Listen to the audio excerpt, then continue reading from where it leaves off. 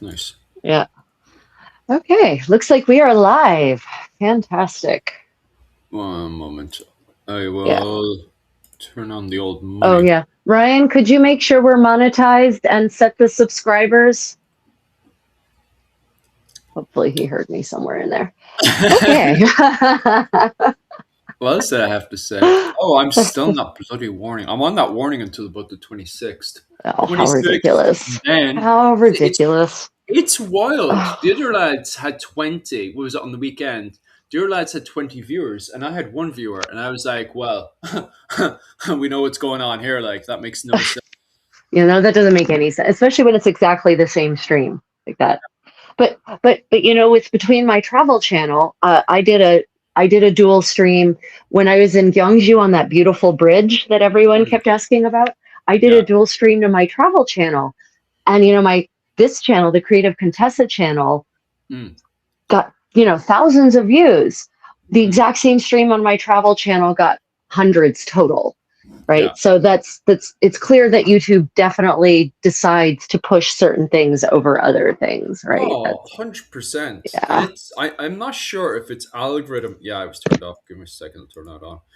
I'm not sure if it's algorithm AI motivated, or if Right. there's an individual in the background, what's going on. I haven't kept up with all those. You know how they do all these kind of what was it, video diary things every Yeah. month or so. I don't keep up Right. with that, so No, I I don't either. should. I don't think nobody No, does, but I I don't should. have So I was, time. yeah, I don't have yeah. time. What's it called? I should, but no, I should keep up with those video diaries. I don't know anybody who keeps up with them. I was doing quite well playing with the algorithm when I was keeping up with those video diaries because I had a fair idea of what was going on and what stupid decisions they were making. Right. What was it called? But I have kept up for a while. I'll see what the crack is. I'll watch their silly little video diaries and I'll see what's going wrong. The problem is, I'll watch their video diaries and I'm like, it's people who don't know what they're doing making videos and then Yeah. deciding what's going on in YouTube. And I'm like, well, I can see what the problem is with YouTube. If you hired, it's insane. They need to hire people in the community, not people off in dilly dally land, because they're taking people straight from universities and chucking them into leading roles in YouTube. And I'm like, these are children telling Yeah. veterans what to do. It's like, oh, this is no wonder it's a car crash. And I'm always Yeah. clashing with them, always clashing with them. It's like, no wonder I have a warning. But they're so stupid. They are, oh my Well, God. I mean, it's, I would be almost happy if we were dealing with actual humans, but I suspect it's some kind of software. Uh, Might not even be the algorithm. It might just yeah. be the software. Um, and because you and I have experimented, right? We've Mm, experimented with different screen layouts, and what we found out is that if we go split screen, then our views go way down. But if the yeah. screen is mostly on me, then our views go way up. If the screen's mostly on you, our views go way down again. Mm. And you're a very handsome man. It's not that. It's that I figured it out. For whatever reason, the quality of your video is not as high as the quality of mine. Like, I don't Yeah. know if you don't have this. I'm in Korea, so I've got crazy strong internet, right? Yeah. Um, and The and so internet's good. there's It's just that technology goes to hell, especially when that boggy this heat right here is destroying. Like my quality this morning. You probably see my shirt this morning and yesterday. The quality is terrible, but I can't help it because by the right, time I start recording, everything is like that boggy heat here in Okinawa. right. Anybody else who's like in the chat who's been to Okinawa? Rachel, you've been to Okinawa a few Oh times, haven't yeah, you? yeah, yeah, Yeah, yeah, you yeah. you know all about it. Yep. And anyone else in chat who's been over to Okinawa for business reasons will tell you straight up, oh, that bogginess is special. That boggy heat, like. Yeah, and it's unfortunately so there's something that recognizes that your picture is not as clear as my picture is, Yeah. or and so then it decides, well, this stream isn't going to be pushed. Mm. That's what it comes down to. So Oh, it's got there's to be. clearly something watching, whether it's a human. I doubt it's a human. Let's be frank. It's This probably some kind of software. one, yeah. Yeah. But that's what's crazy is yesterday, Ukraine announced over the weekend, they've replaced all of their Ukrainian regiments, battalions, Ha. with robots. and they had a giant push, a Terminator style push, because have you seen those robots yet? The AI robots. No, I have not. This is news to me. Yeah. So I've been they living in medieval land. so now they have you need to check it out. The Chinese AI robots. Ukraine also has them. America has them, and they have AI tanks. Basically, everything you've seen in that film back in the 80s, that's all real now. They've replaced entire human battalions with robots, and they had a whole push this weekend. The first ever. It's a big commercial thing because. Instead of wasting the Ukraine, and it's oh my god, what a weird world we're in.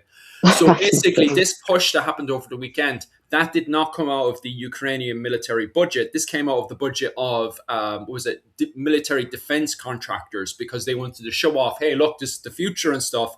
And so they had a big marketing push over the weekend of this all these AI robots pushing back human Right. Russians, right? So they were fighting human Russians. They were in the trenches, in the snow and the ice, and suddenly all the robots started to push forward. So imagine World War One trenches, Russian soldiers with their modern weapons, and suddenly all these futuristic robots pushing in. So that's the weird Terminator. And I said it to my mom. My mom was like, I didn't see this in any of the news. It's in CNN. CNN has it. It gives a description but doesn't show any videos or anything of what this push is like. Allegedly, all these images and videos exist, and they're under the copyright of the what was it, the U.S. defense contractors, and there's other contractors in there as well, because they want to use this as a big marketing push for the future of warfare. But I was watching this and I was like, wow, we really do live in a bizarre future. Like, you It's know, like this. The future is dumb. I mean, it really is dumb. It's like I can't read my book because the battery needs to be charged. It's like yeah. what? But Oh they my turned off. god. It was Amazon turned off they're still functioning, but they're disconnected from the Amazon shop for reasons people don't understand. Especially if once again, if you're living out here in Okinawa, like my wife, because my wife prefers in fairness, she does have the 2020, was it 2026 or some new version of the Kindle anyway. She does have the new version of the Kindle, but she prefers, especially in this heat and stuff, the 2011 version of the Kindle. And they've turned off the 2011 version of the Kindle because it was too, well, allegedly, it was too good. Um, and it wouldn't die.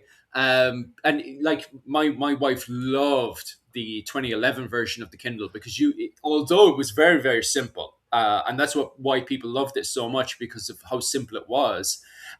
You could get that thing and smash it around the place. You could get it and whack it off the table or drop it all over the place. It was pretty much it felt like a Cold War book more than anything else. And so because of that, allegedly, that's why Amazon disconnected it.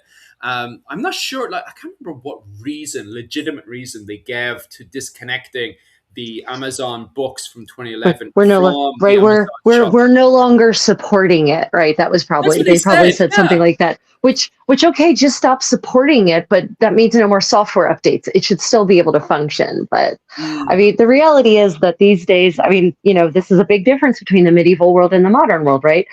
Uh, Products now are built to degrade, to decompose, to break down, to mm, cease to function yes. within a very short time, thereby forcing people, we like to call them consumers. Let's be honest, forcing people Mm, to buy more, right? yeah. So, and that is something that in the medieval world would have been no, not allowed, Yeah. just not allowed. No one would have bought something that was intentionally going to degrade within 2 years, Oh so that yeah. you had to buy a new thing. Mm, In fact, medieval objects were built so well and crafted so sturdily that, they can sit in the ground for 700 years and then we can find them, right? mm, Like that's how well, and I wish we could go back to that. I mean, hell, even in my grandmother's era, my mm, grandmother had a Maytag washing machine and a Maytag dryer, and mm, she bought those, I think, in the 60s. yeah. And when she died when I was 13 in 1993, both of them were still functioning Yeah. just fine. Mm, Just fine. Not a single issue. Never had to call a repairman. Never had to have anything fixed. They didn't eat socks.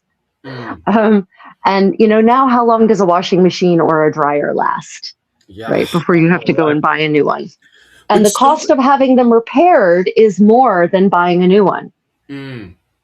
But somebody said that the other day. It was on YouTube. I was looking at a video, and somebody had a refrigerator from the 1960s, and the refrigerator from the 1960s actually has more stuff in it. In particular, even the freezing of ice in it. There's a special flip container that you pour water into it. You come back a few hours later, and all you need to Right. do is put whatever cup or whatever you have want to do, and you flip the ice, and the ice comes out perfectly. And the ice, Yep. it's way more superior than what we have now, where you have to take out this entire tray, and it gets dumped in there as well. Like there's nowhere Yep. specifically to put it; it just gets dumped in. It But does. there's so much, like when you look at the way it's organized, the refrigerator from the Cold War in the 1960s, and you look at the way my fridge is organized, it's smaller and everything's like all over the place. And I there's so much stuff, like when it comes down to where do I put my chicken, where do I put A, B, and C, there never seems to be the right kind of space. Like, but I was looking at the refrigerator from the 1960s, and by God, it looks bigger and it's way more organized. Like there's Right. a shelf for everything, and it's like Yep. you can tell it was put together. I don't know if it was a man or woman who actually put it together, but a housewife had an opinion in there because everywhere has a space, Yep. it's definitely somebody who's insanely switched on, put it together. And you would assume, and this is the thing, is that everyone assumes we're evolving, we're getting better. And yet, why is there a loss in this technology? Like, and it's not even that far away, Yeah. No, it's intentional. It's not. So at this point, it's not a question of, oh, we're declining because we're forgetting. No, no, no. This is all, it's greed. It's corporate greed. It's Mm, these manufacturers wanting to make more money by forcing people to mm, constantly buy more, right? Because well, this one isn't satisfying, so maybe the next one will be more satisfying in the case of the fridge, for instance. mm, So it's we live in the worst timeline. mm. Oh, We for we sure.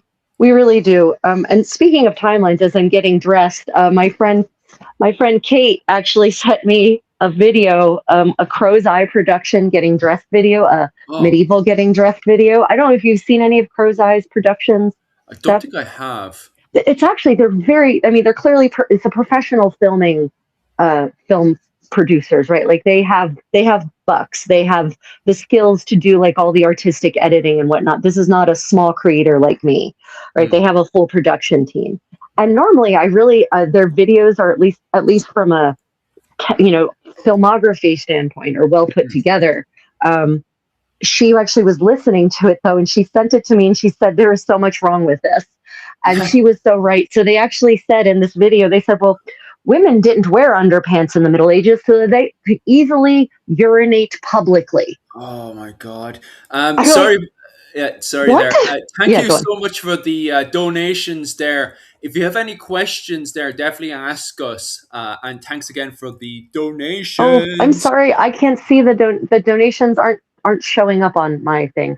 So thank you for those who made donations. Who Oh, made and the more donations? donations. Thank you so much as well, Kevin, for the donation. Uh, Means a ton to us that they're both hmm? over to your channel as well. Oh, okay. Oh, thank you for the jewels. Yeah, much appreciated. Thank you for noticing, Philip. It either didn't show up or just I Yeah, didn't see it. it's not showing up. Those jewels and stuff are not showing up on our channel. But make sure as well, if you have any questions, me and Rachel are somewhat rambling on. We're slowly getting onto the topic at hand. Yeah, We're kind of having yeah. a So slow introduction in. But yeah, so the if you top have any, the one of the topics I definitely wanted to talk about was this medieval underwear thing and women, Mm. and Oh, yeah, yeah. especially this weird idea that women would just publicly urinate. And the worst part about it, it implied that they just peed themselves. Like, it's not that the woman like copped a squat over a chamber pot in public. No, no, that she would just stand there, urinate, let her smock absorb the urine, and then Mm. go on about her day. Yeah. WTF? Yeah. WTF? I Mm. like. I mean, Philip, can you imagine how disgusting that would be to just But let the you urine are. run down the insides of your legs and soak through your clothing? Well, first off, I like within the community itself, you're definitely going to get Hmm? yourself bullied Okay. really, really fast. Like I could imagine, like even these days, living in a somewhat disconnected society where we don't really pay attention to our neighbor the way we used to, you would still get somewhat bullied. But back then, I reckon you would definitely solidly get bullied back in line if you were to do something so strange, Well, and as in just urinating yourself. right, and so then of course the argument this brings us to one of the usual myths we hear people utter about the Middle Ages. Well, everyone smelled so bad anyway, no one would notice. No. No, Don't get me just wrong. just The- no. don't get me wrong. There is literature from the 10th century from Northumberland, which is bitching from the Anglo Danes and from the Gaul Gael, the Irish Vikings, bitching about the southern Anglo Saxons being more smelly. Okay. There is literature like that, but everybody does clean. But even on top of that, the fact that the Anglo Danes, the people from Northumberland, are bitching about the Southerners being smelly gives an idea that there is a scale to this, that Right, people are cleaning themselves and they're taking a level of pride. Because in it, it talks about, what was it called? It's written in the 10th century, it's written by a bishop. I can't remember exactly who it is. But he's writing at the fact that the Anglo Danes are taking all of the Anglo Saxon women, and the right, reason why they're taking all the women is because they smell way better than their southern counterparts, right. which gives you a really good idea of the cleanliness of the period, and Well, even the well, fact that southern women would prefer to go off with Anglo Danes than southern men. right. And but I mean, but also we have to take it. What is smelly?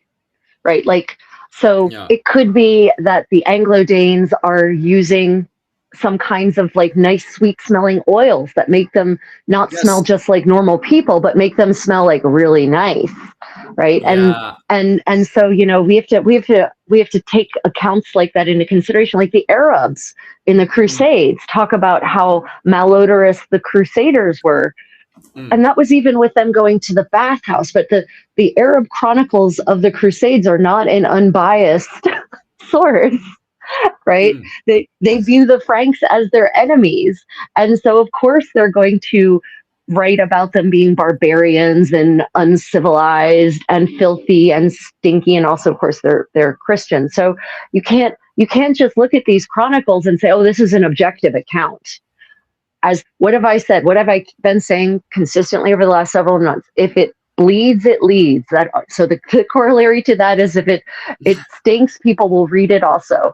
So no one wants to read about, oh, everyone is happy, everyone was clean, everyone was perfect, we lived in harmony. The end. That's mm. boring. No one wants to read that. Everyone wants to Yeah. read about, oh my God, those Anglo Saxons, man, they smelled so bad. Um, so that's those you can't just look at chronicles and say, well, this tells us the objective truth. Mm, But also what smells bad and what is malodorous to one group of people may be different than to another group of people based on their culture, right? I mean, mm, some people now don't like the smell of frankincense and myrrh, for mm. instance. But in the Middle Ages, frankincense and myrrh were heavily utilized in oils to make the body smell nice. Yeah. But now some people smell that and they go, oh, I don't like that smell. Mm, So, some people might say, oh, that's smelly. I don't like that. yeah. So we can't go, but we can go on is, when you have laws that regulate things like bathhouses, when you have health manuals that talk about the importance of needing to clean, when you have doctors who are saying, if you smell bad, you're going to die because you will catch a contagion, because that's Mm, how you catch contagion, right? We have yeah. to look at the whole picture. Mm. And also the 10th century is kind of still a little early on. The This, 10th century, but there yeah, is, because you see, I'm still looking at it from a very Irish perspective when we're bringing in an economic golden age, and we do have the Vikings who are notoriously famous for bringing, as you said there, the shampoos and the various what was it called, spices and Toiletries, stuff, the toiletries, toiletries. yes, that Yeah, they're bringing in with the Viking Golden Age and stuff. We're not quite 100% sure. We do get a very, very good idea that the clergy in Ireland before that are also very, very clean, especially when they have connections with the Byzantine and with Ethiopia. So it gives us a good idea that they perhaps were very clean, especially when it continuously talks about saunas, that we yeah, have members of the clergy going to a sauna before going to church, which gives us yeah, a really good idea, especially when they're highlighting the idea of to be what was it, cleansiness to godliness? I'm sure yeah, that's the quote yeah, from the Bible. yeah. Yeah. Got cleanliness is godliness, right? Yes, that's the I one. mean, that's the thing. This another good source on people's daily habits, at least on the monastic side, right? Mm, We have lots of regulations from these monastic communities, and they mm, detail aspects of daily life, such as the clothing they're supposed to wear, what they're allowed to wear, the layers of clothing, which is how we have evidence from the 12th century, for instance, of nuns having been regulated to wear underpants because they're in the ah, regulations. They are yes. included in the regulations of the garments a nun should wear Mm, and should own. And there's this poem from the 12th century called "The Nun's Lament," and she complains about because something has happened to her situation. I haven't gotten to read the whole poem yet. mm, She complains that she's wearing underpants that are not clean, yeah. which tells us two things. Mm, One, she was wearing underpants. Two, they weren't clean and she didn't like it. She mm, she's complaining about her clothes being dirty, which also tells us that if she's complaining about it, that means that's not the usual, right? So yeah. we have lots of different sources for things like that in the monastic and a lot of I haven't read all of them, but the couple of sets of monastic regulations I have read all talk about cleaning before going to mass, being clean, not showing up to mass dirty. Yeah. So, there's all these different sources that we can take as a composite to get an idea that, contrary to what the Victorians wanted the poor people in their society to believe, the Middle Ages was actually not a filthy, dirty era of endless squalor and poverty. Yeah. So, 100%. Just a question now. I do apologize because God, not only do we have donations not getting through, but also questions are not getting oh, through as for well. So bloody hell. I do massively apologize for that. One particular question I do actually like is, did sailors at the time, and I'll answer this one and then I'll Mm, let Rachel yeah, expand go into for the it. 15th century. Did sailors at the time have some type of hygiene um, hygiene standard. And for that one, I would say in Ireland in the 10th century, even before that, yeah, big time, at least once a week. It's mostly looking at the Irish Vikings. When I say Irish Vikings, I mean the people that live in Dublin, Waterford, Cork, Limerick, the people who are sailing around the place. And at least once a week, they have to completely wash themselves and bathe. Okay, most likely, as we were just discussing there, before they go to church. So they had to be completely cleaned and cleansed before they went into church for the Mm, old clan assemblies and all that kind of stuff. So at least once a week, they did scrub themselves clean. For right. that, and that came in. That also comes in with the Scandinavians. When the Scandinavians come in as well, they clean themselves at least once a week as well. Now it could be debated. Mostly, I would assume they would clean themselves either Saturday or Sunday for church, depending on which day they had church, because there's always a huge argument on which day people had church. Was it a Saturday or Sunday? Today we have it on a Sunday, but still, even theologians still today argue, should it be the Saturday or the Sunday? Anyway, regardless, the Vikings as well, from my understanding, I'll have to check up on that as well, originally would have washed and bathed themselves. The Scandinavians ones that is would have came in on a Wednesday, so they would have washed themselves on a Wednesday originally, but I assume that they would have moved it to the Saturday or Sunday, because many of them actually, the Irish Vikings, people who lived in Ireland, actually believed in Jesus. Okay, so they not only believed, most likely because we can see by looking at their effigies, believed Mm, in Odin in and low key, but they also constructed crosses as well with Jesus Christ on it. And also on top of that, Dublin, Waterford, Cork, they all have churches. So most likely, not only did they believe in their various local gods and goddesses, but they would have also gone into the monastic settlement to pray to Jesus as well, most likely. Right. So they probably moved the day they clean. They either clean themselves twice a week on a Wednesday or Saturday or Sunday, or they probably just waited until the weekend to clean themselves to go into church. Rachel Yeah. could easily debate with that one as well. Well, I mean, Mass, here's the thing. Now, I'm not as familiar with practices in the first millennium, but by the later Middle Ages, Mass is a daily thing, right? Okay. You don't do anything before you hear Mass. But Yeah. it's not like people these days, especially God knows since the Reformation, and especially on the Protestant side, where you have like all day church services where you just sit there for hours and hours and the preacher preaches at you. That's not a medieval mass. A medieval Okay. mass was something that lasted like 15, 20 minutes Mm-hmm. tops. And there were high masses, but I'm talking about the daily mass, not the high mass. High mass is a whole different thing, on holy high days and on, feast days and all the different special days. That's a different conversation. But, for the most part, you weren't supposed to do most things until you heard mass. Okay. So I'm not certain, I don't, I'm not certain what the source is for them only going to mass one day a week, but that's the first millennium and it's a different time. The church is still very much in development and in transition in the first millennium, especially as people are slowly converting Yeah. from non-Christian. And I hate to use the word pagan. Like I've tried to stop using that because it presents one set of non-Christian beliefs in one light, whereas we don't refer to Buddhism and Hinduism as pagan, Yeah. So I've just started calling them non-Christian or non-Abrahamic, depending on the context, right? Because, the Abrahamic faiths are Islam, Judaism, and Christianity. So, I've tried to move away from the term pagan, and it's because it It's was so meant to be complicated. insulting, right? Yeah. It was meant to be insulting originally. Yeah.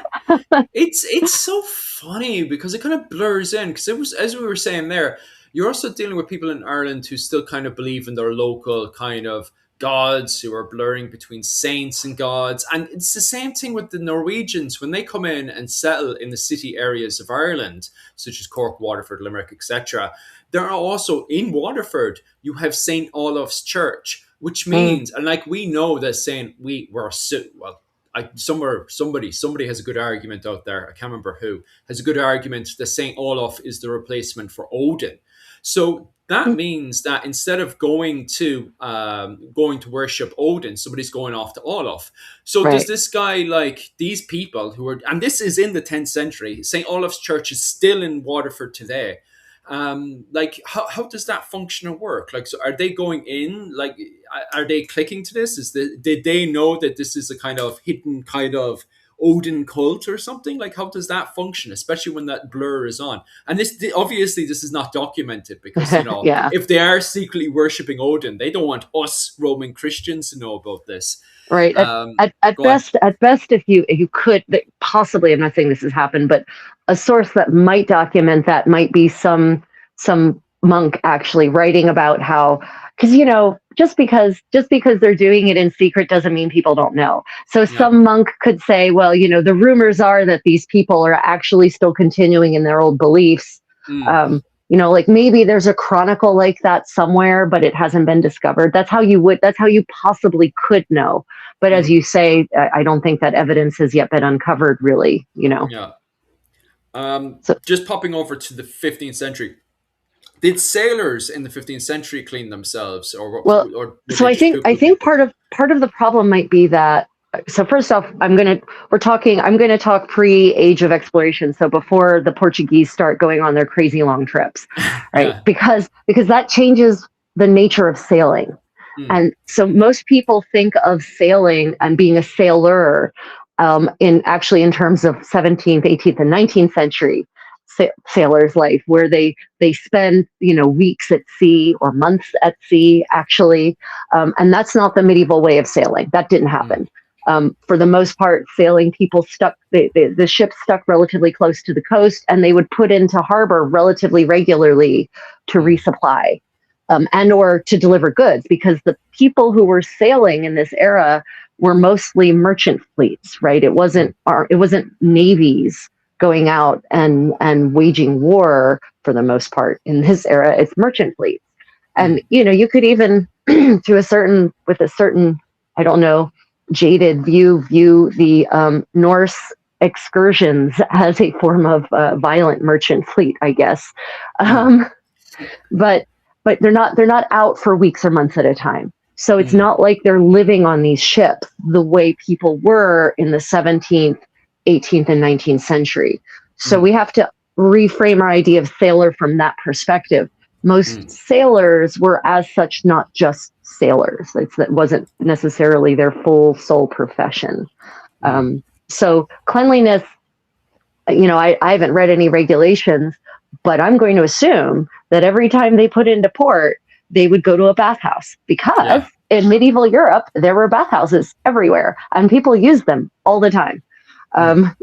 You didn't have to have a big wooden tub in your private home and go to the labor and expense of heating mass amounts of water. You could just go to the public bathhouse, which had hot water.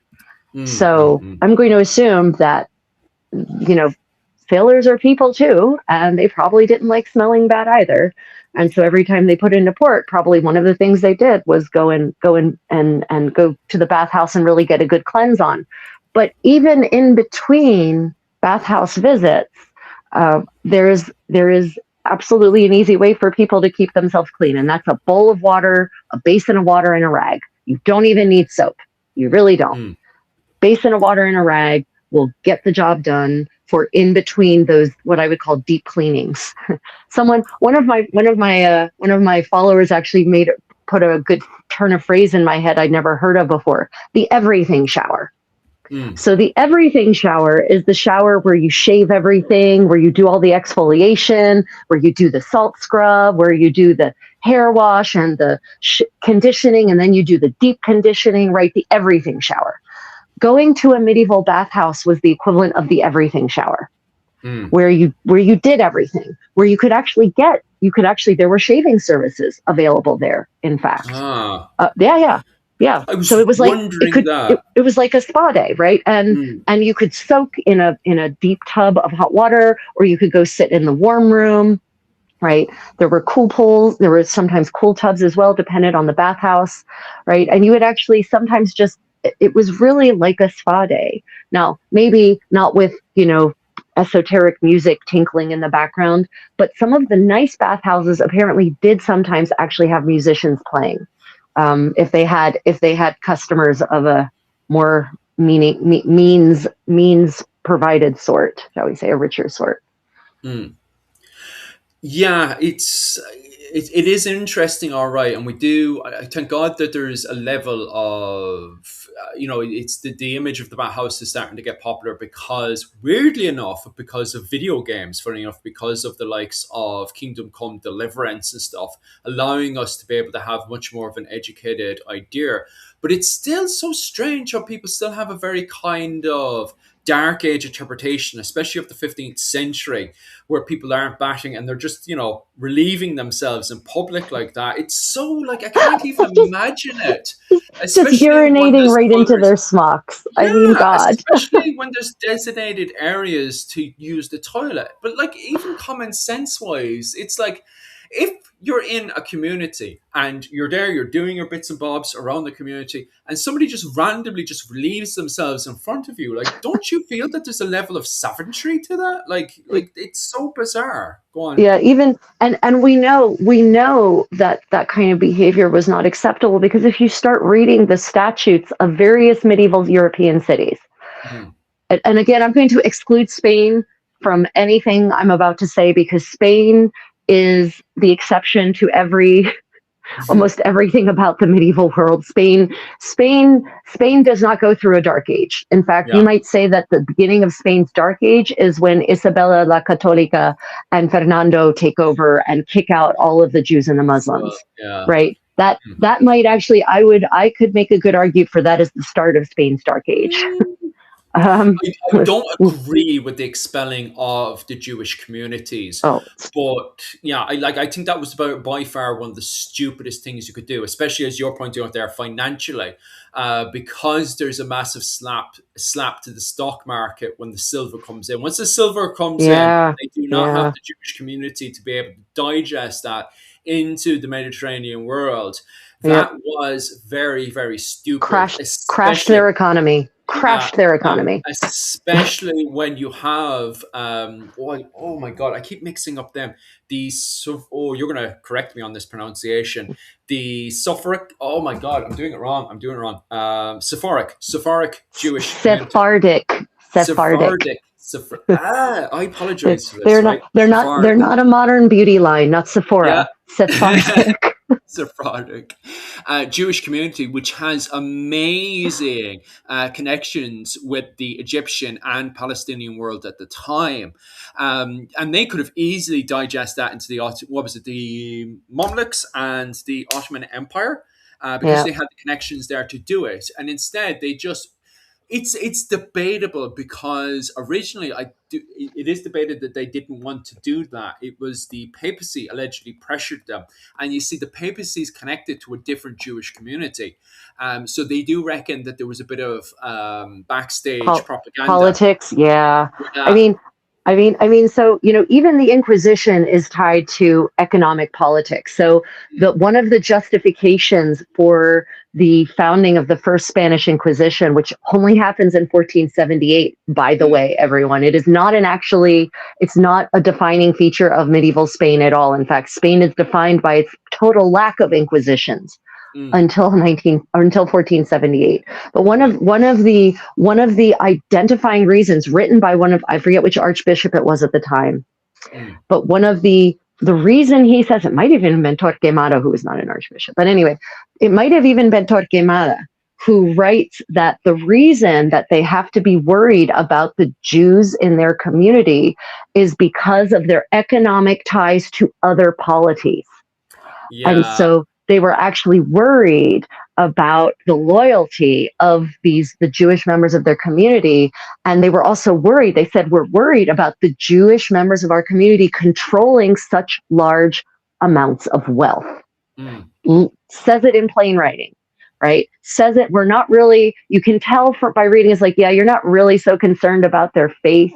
You're really concerned about the money. Who controls the money and to whom do they own their loyalty? Right. mm. So that you start digging, almost always, Philip, you start scratching at the surface of these wars of religion, you almost always get really quickly down to an economic anxiety. Oh yeah, 100%. You can see it today. Yeah, I won't go too much into that one because Yeah, we're starting to touch into the taboo level. yeah. But yeah, 100%. Because this is another thing as well, is that people assume, and this is the thing. This is where it goes into the conspiracy level. We can talk about the conspiracy level because it's so stupid. Is that the Jews control the world? They don't, because they all disagree with each other. There's actually, this is the reason why I was trying to identify which group Yeah. it was, is because that group is different to the group that was connected to the papacy. They're two different Right. factions. They're, in fact, two different branches altogether. Right. And that's really important to identify when having this discussion, because you can't turn around and say, because when you say the Jews control the world, you're assuming that it's just one faction, and yet this is why when you turn around to a Jewish person, like one of my Jewish friends and stuff, and you say the Jews control the world, if you were to go up to a Jew in Manhattan and say, "Ha, the Jews control the world," they would laugh at you because even the They Jews of would. Manhattan disagree with each other. In fact, if you go down the street of Diamonds, which has a good few Indian and Jewish families in there, they outright argue and fight amongst each other. Sometimes I hate saying this one, physically as well. There's famous clips of them online physically fighting over money. They're not the biggest fans of themselves, even in Manhattan, never mind in the wider world. So to turn around and say the Jews as a singular control the world, it's a bit like, Well, I mean, that's like saying Christians control the world. How many denominations of us are there? yeah. How violently do some of them as you say, physically fight with each other. Yeah. It's not. There's, I mean, Islam is the same way. Islam is has many denominations, Mm, and they have the wars. A lot of the wars in the Middle East are between, you know, Shia and Sunni, right? They're mm, not. They are not. It is not. It is not a monolith. It is not a monolith of faith. None of these. And Buddhism is the same way, although less violent in the disagreements about mm, the different ways of worshiping of practicing Buddhism. But yeah, the you know, in short, back to the topic of bathing, which has got us this topic via Spain. What I'm mm. about to say about bathing doesn't have anything to do with, because Spain just kept going, right? They in fact, Spain doesn't lose floor heating technology at Mm, all. Spain just continues on with the ancient Roman style of hypocaust, courtesy in part, you know, the Visigoths took it over, and then when the Arabs invade, mm, they just they also had inherited the ancient Roman infrastructure and technology and the engineering savvy to keep it going. So they just kept it going. So their bathhouses were super swanky with floor heating and, you know, super sophisticated plumbing and everything. So Spain is particularly nice smelling, shall we say, mm, mm, in the Middle Ages. But even the rest of Europe, the bathhouses are documented in the archaeology, they're documented in the regulations, they're mentioned casually in a variety of not just chronicles, but sometimes folk stories. So, you know, we know that people bathed. And I wanted that brought me that someone might comment when we were talking about sailors bathing that, you know, water on a ship is a precious commodity, so you're not going to waste it for bathing. Absolutely, I would agree with that. Freshwater is anyway. But in a pinch, you can use a dry cloth, as we've talked about, to just scrub your body down. Right? mm. You don't necessarily have to have water if it's one of those in between actual bathhouse excursions. But Yeah. ships also just weren't out to sea for weeks and months at a time. That's not Mm. how sailing worked in this era.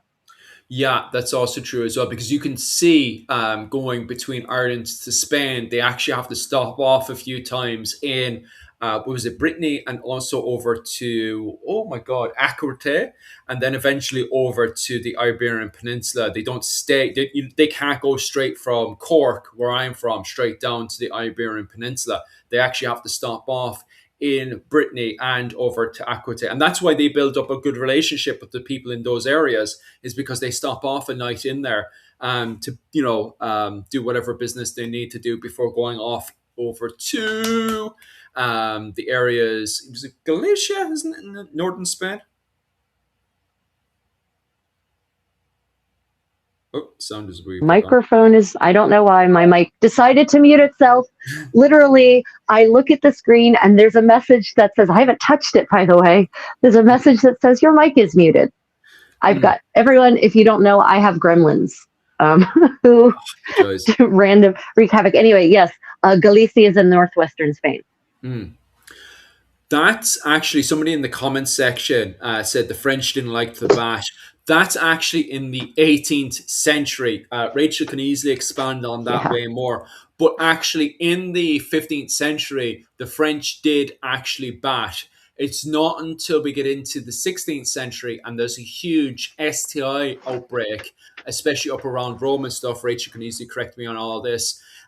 Is the fact that it's not until we get up to the 16th century and we have a massive STI outbreak that kicks off from Europe all the way over to Japan. So even in yeah, Japan, they were having huge outbreaks of STIs kicking off left, right, and center in the major settlements. The people are suddenly turning around and saying, "Oh, maybe it's the yeah, bats. Maybe it's just batting is the problem."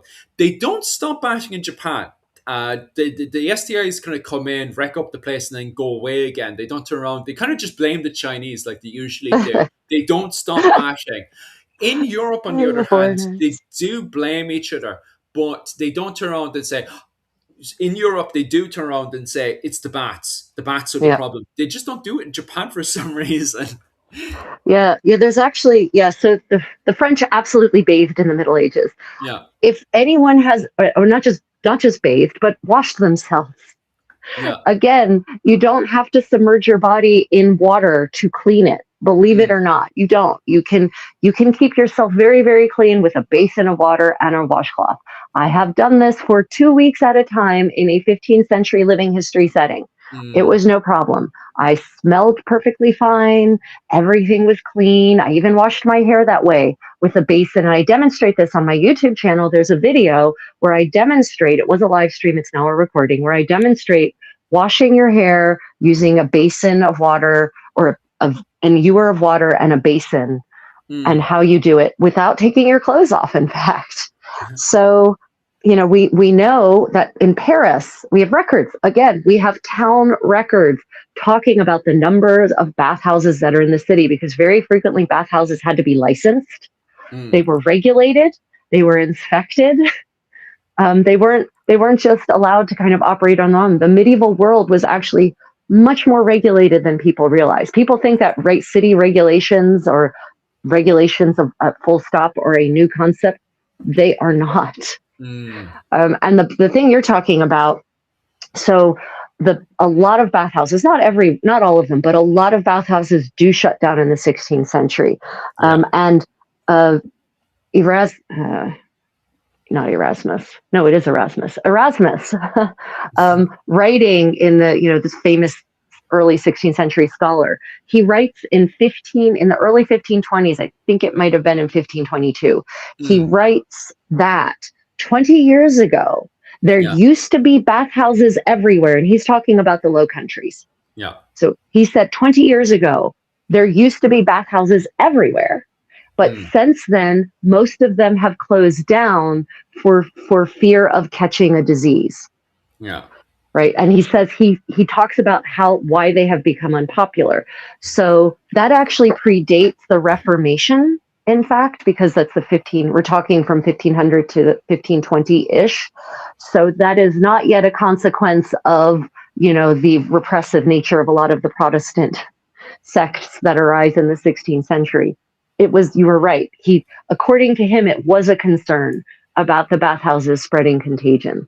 Mm. And it's not just the ones that are not just the diseases of Venus, shall we say, um, but also they're worried about plague. Yeah. They've noticed that when you're close to each other, then plague spreads, and the plague is endemic at this Uh, point. The yeah. plague in the 16th century is still coming around every 10 to 20 years and killing a lot of people and then moving on. Mm. So they're worried about the bathhouses being a way that plague is transmitted. And in Uh, fairness, it possibly is, because if it's person to person transmission, mm. then, depending on the form of bubonic plague, right? There's different Yeah. forms. Or, it could have just been a coincidence, right? Because it's fleas on rats are definitely one of the forms of transmission. Mm. So, but also there is some talk about syphilis, for instance, Mm. specifically having been spread by the bathhouses. Again, it's not the bathhouses themselves. The problem is that a lot of bathhouses, not all of them, mind you, but a lot of them doubled as houses of ill repute, or at least a place where you could find a lady of the night to provide you with companionship, Mm. right? So it wasn't actually the bathing itself that was the problem, right? It was the activities that some bathhouses hosted. Mm. Unfortunately, like typical group punishment, well, it might only be this bathhouse in the town that is causing the spread of disease, but all of them get shut down. Okay. So, yeah. Makes perfect sense. And I want to pop back over to, you see, this is the thing, right? Just going back over to the comment section again, is the fact that like most of the sources that people bring up about plagues and stuff kicking off during the medieval period, when you actually look at the source itself, not plagues and stuff, I mean, people not washing in the medieval Mm-hmm. period, Mm-hmm. when you actually look at the source itself, it's not actually from the medieval period. What the Yeah. key lines they're looking at is they're assuming, because they see lines like king or court and stuff, they Right. assume this is medieval literature they're looking at. No, it's not. Majority of this No. literature is actually coming from the Sun King from Yep. the, what was it, the 18th century. So you do have Yep. King Louis from the 18th century, who has a court in, oh my God, his entire name, Versailles. Versailles, that's the Versailles. one. And yeah, 100%. So when people turn around and say, oh, medieval people, they didn't bathe themselves. Instead, they put like perfumes and all that stuff on top of them. That's Versailles. That's the That's quotes from Versailles. Versailles. Yeah. Yep. Yep. So It's really, there's some people who also think that the 18th century is medieval. It's literally yes, not. It's the modern era, guys. yeah. I hate to tell you this. It's Mm, it's the modern era. Most of the most of the misconceptions involving grotesque lifestyles mm, that people have about the Middle Ages are in fact about the 17th, 18th, and 19th centuries, mm, especially the 19th century. yeah. The most the extreme poverty that people attribute to the medieval period is not medieval. That's a Mm, product of the Industrial Revolution. It's a mm, product of the modern era. Um, mm, the pollution in the cities, the foul rivers, that's a product of the modern era. yeah. Cholera is not a medieval problem. That's a Mm, modern era problem. So, and yet everyone assumes it's medieval, because this brings us back to the topic of linear trajectory of human progress. Human progress is not a straight line up. We have not been just constantly improving since, the ancient civilizations that we're now starting to excavate that date to 8,000 years ago, right? mm, We've not just been improving. We've had some downturns. mm. Rachel, you're not role playing, are you? You're just doing living. What was it? Academic. Oh my Yeah, God, I'm tripping over living myself. history. Living Living history, history. which Yeah. is experimental archaeology. Yeah. Yeah, I cosplaying is a funny one, all right. Because of the fact when you're cosplaying, you're kind of role playing as a character. When you're doing living history, is when you're doing experimental archaeology. So you're just wearing the clothing because you want to experiment on how the clothing feels, how it is on your body, and also then to do various tasks when you have the clothing on. So anybody can, like, and this is the thing of when people trip over themselves, is like what was it called? Somebody was saying like, oh, Rachel there, she's you get this with not wearing the correct Korean clothing or something, and it's like, well, that's right. she's you're not cosplaying, you're doing experimental archaeology because you want to put yourself in the shoes of either a Korean or an Yeah. English woman. Rachel isn't pretending to be Korean, or she's not pretending to be an English or French woman. She's literally just putting on that clothing to do experimental archaeology, just to experiment on it, because there's no point you going off and writing endless amount of paperwork on or academic high standard work, and then suddenly somebody turn around and saying, actually, I've worn that clothing. That's not how you would get those results Yeah. if you had actually worn the clothing. So instead of Rachel making a fool of herself, she's doing various experimental archaeology in the clothing just to prove that it can be done. So when people turn around and say you're a medieval cosplayer, no, 100% disagree that Yeah, I mean, Rachel's a medieval I think the cosplayer. word cosplay has also gotten very diluted, Oh, okay. right? So Mm, it's like it's wandered away from its original intent, which was that you were supposed to be like representing a character from yeah. comic books or fiction or anime, right? Mm, And so now there does seem to be a historical cosplay world, yeah. which the line between where is the line? Excuse me. Where is the line between Mm. role playing, reenactment, and living history? Like at reenactments, there are people who depict actual historical personages, right? Mm, In at Civil War reenactment, there is someone. If you're at the Battle of Gettysburg, there is someone who's representing General Lee, right?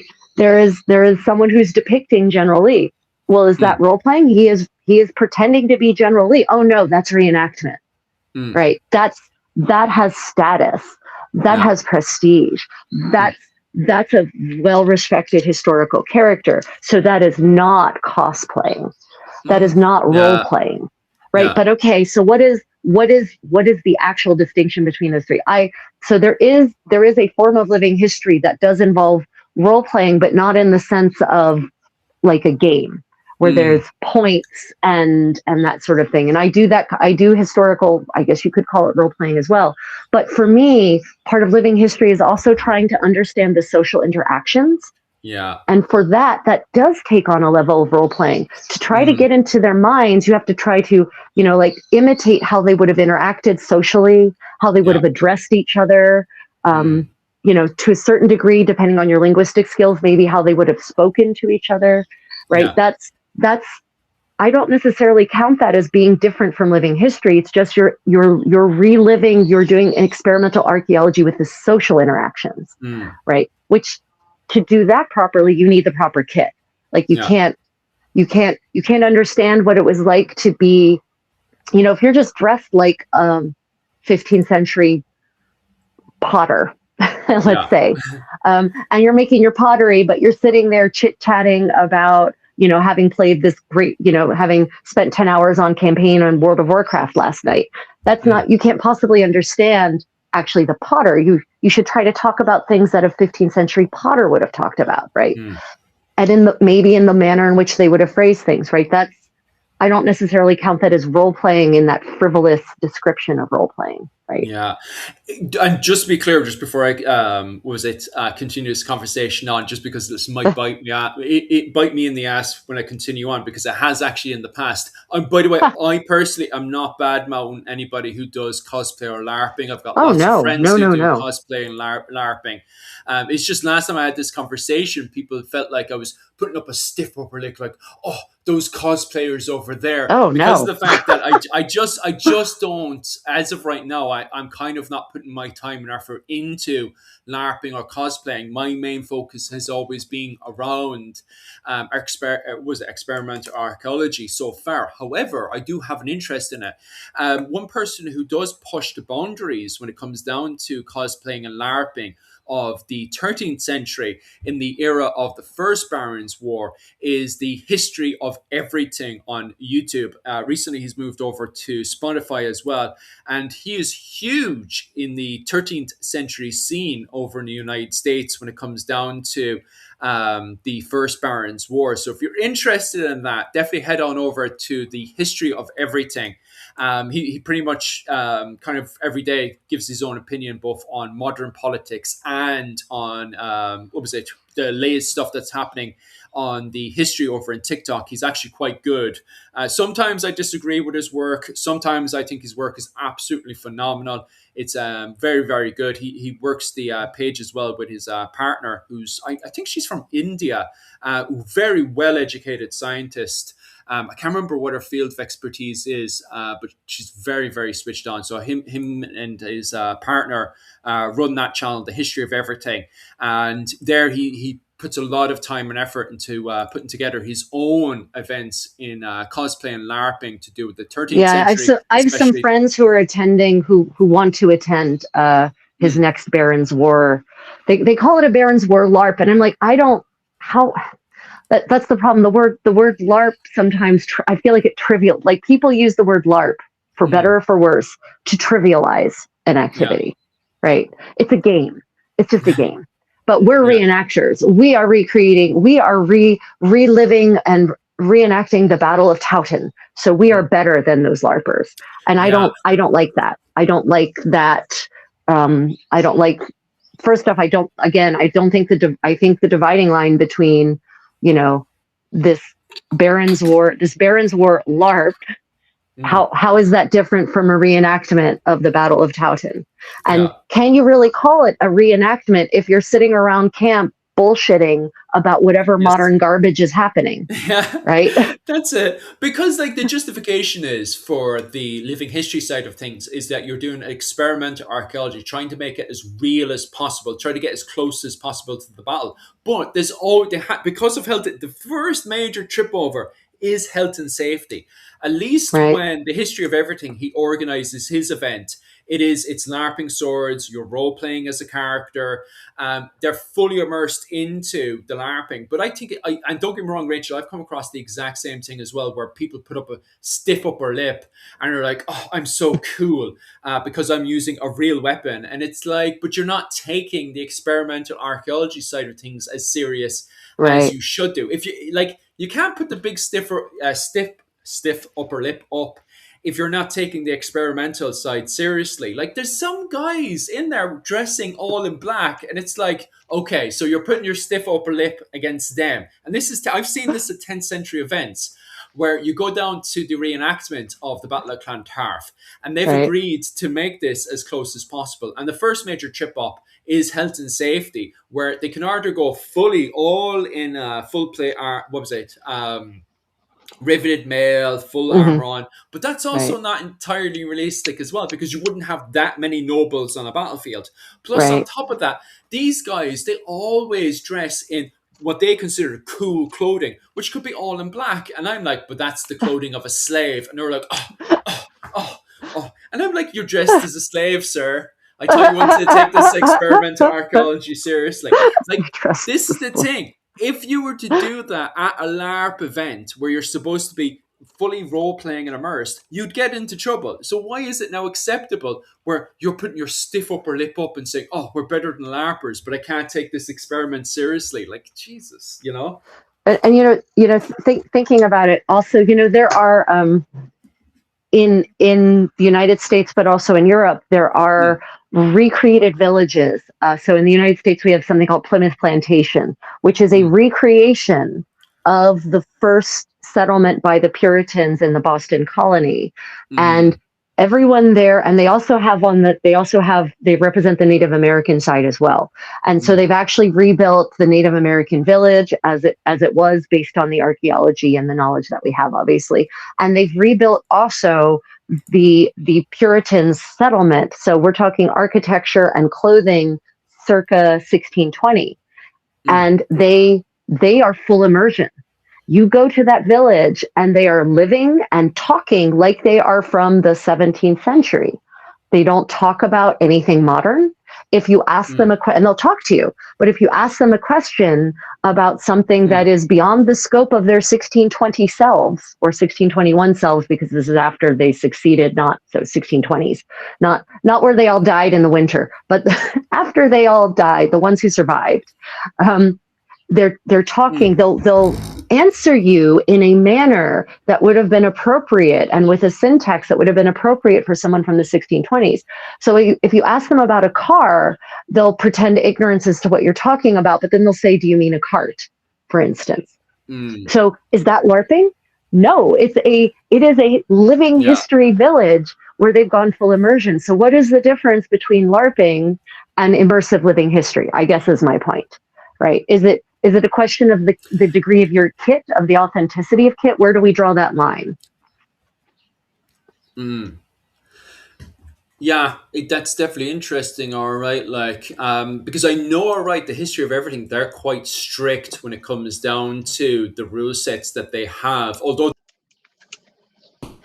sort of stuff, they are very strict and so on. The clothing itself, like I've seen the event, and it is quite clearly a LARP event. But it's on saying that they're very strict on what they're wearing and stuff. Now, Rachel, you could probably still tear them all apart because you're Uh, quite good at that. Uh, but from my standards, I think they're quite strict, which is a good thing for me because I like all that kind of stuff. And just to add a comment there to the comment section, good evening to everybody who's joining us now, coming yeah, home from work. How are you all doing? Sorry for not being in and saying hello to you guys earlier. yeah, that's true. Not trying and go on there, Yeah, Rachel. well, welcome to our medieval buzz, everyone. This is our weekly slash sometimes bi-weekly live stream where we talk about topics relevant to the medieval living history world, and we answer your questions about life in the Middle Ages and history in general. And so someone brought up Mm, the question of whether I was, or commented that I was cosplaying someone. Yeah, I don't feel like I'm cosplaying, especially because, you know, all the research I do from primary sources into also how people interacted and the kinds of activities they did socially and then actually recreating them. So, but that's not a criticism of cosplaying. That's more me responding to possibly the tone of the comment, which I don't know because I couldn't see the comment because gremlins. Yeah. Oh, hello from Melbourne. Oh, good Thank you for joys. joining My us. internet slowed down Fantastic. slightly because of the heat. Oh, that's okay. Judith, thank you for joining us this morning from Melbourne. Awesome. I know it's the middle of your week, so I appreciate, I don't know, is this your lunch break? Are you here on your lunch break? Yeah. So, Melbourne. there My is, short that just went up is actually on Melbourne. oh, is it? That's fun. The funny thing about I feel like I think the living history community, the reenactment community, tends to attract people who are more likely to be on the spectrum and therefore also more likely to have less flexibility about their approach to anything. Um, you Mm, know, I I believe that in reenactment and living history, people should be allowed the flexibility to find their own authenticity journey. And you and I have talked about this before. What counts as perfectly authentic? That's that's a bottomless pit of hell.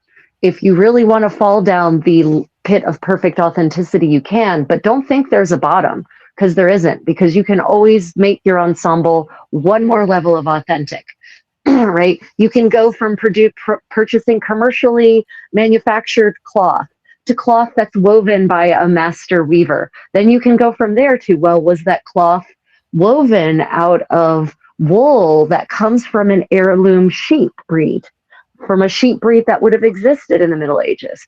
Okay, then from there, was that sheep fed using grass and fodder that a sheep in 15th century England would have eaten? Right? Like, you can just keep going down and down and down the pit. There is no perfect authenticity. Each group gets to decide for themselves what counts as, authentic enough for our event. For example, the case of the Barons Wars. Yes, Hanson? Are you a mm. historian? It's been asked several times. Oh, are you a historian? Are we historians, Philip? I consider myself. This is always an argument because we're outside of the academic circle. I Yeah. consider myself a historian. Rachel, sometimes you don't consider. I consider you a historian. You don't consider yourself a I mean, no, historian, I but I do. Like, consider myself a historian. Go on. it depends on what the definition is, right? That word historian, Yeah. different people actually define that differently. Are we in academia? No. No, not currently. Maybe we will be again. We have been, and we could be again, but we aren't currently. Are we in contact? And do we discuss and debate and share information with academics? Absolutely, 100%. I'm talking to Mm. PhD historians in a variety of topics on a regular basis. Um, they respect my work, by the way, even though I only have a little bachelor's degree. So are we historians in the sense of that we study history using primary sources, come and analyze, come to conclusions, reevaluate our past assumptions? Yeah, Philip, then I would call us both historians, if that is your Mm. definition of historian. Mm. Like I consider myself a historian because I'm doing historical projects right now on the Wars of the Roses and on 10th century Ireland, which are paid for. So I am a paid historian. So I would consider myself a historian right now, and I would also consider myself a historian when I was back doing tourism because I did do pop history tours, but at the same time I also did academic standard, well, good high standard tours as well over in Kilmallock. So I would consider myself even a historian when I was doing the tourism. But if you're going, and myself and the wife have had arguments about this in the past, like would you just consider academics historians? Because if you're a historian just because you're inside the academic circle, then no, I wouldn't be considered a historian then. Yep. So I would be pretty frank in the fact that I'm outside of the academic circle, but at the Yeah. same time, I am a paid historian. So if you want to Yeah. define like, oh well, you're a historian if you're being paid for doing historical research, yeah, I consider myself a paid historian. But at the same time, I'm not going to give you, because I'm outside of the academic circle right now, I can't give you the standard that the academics have, you know?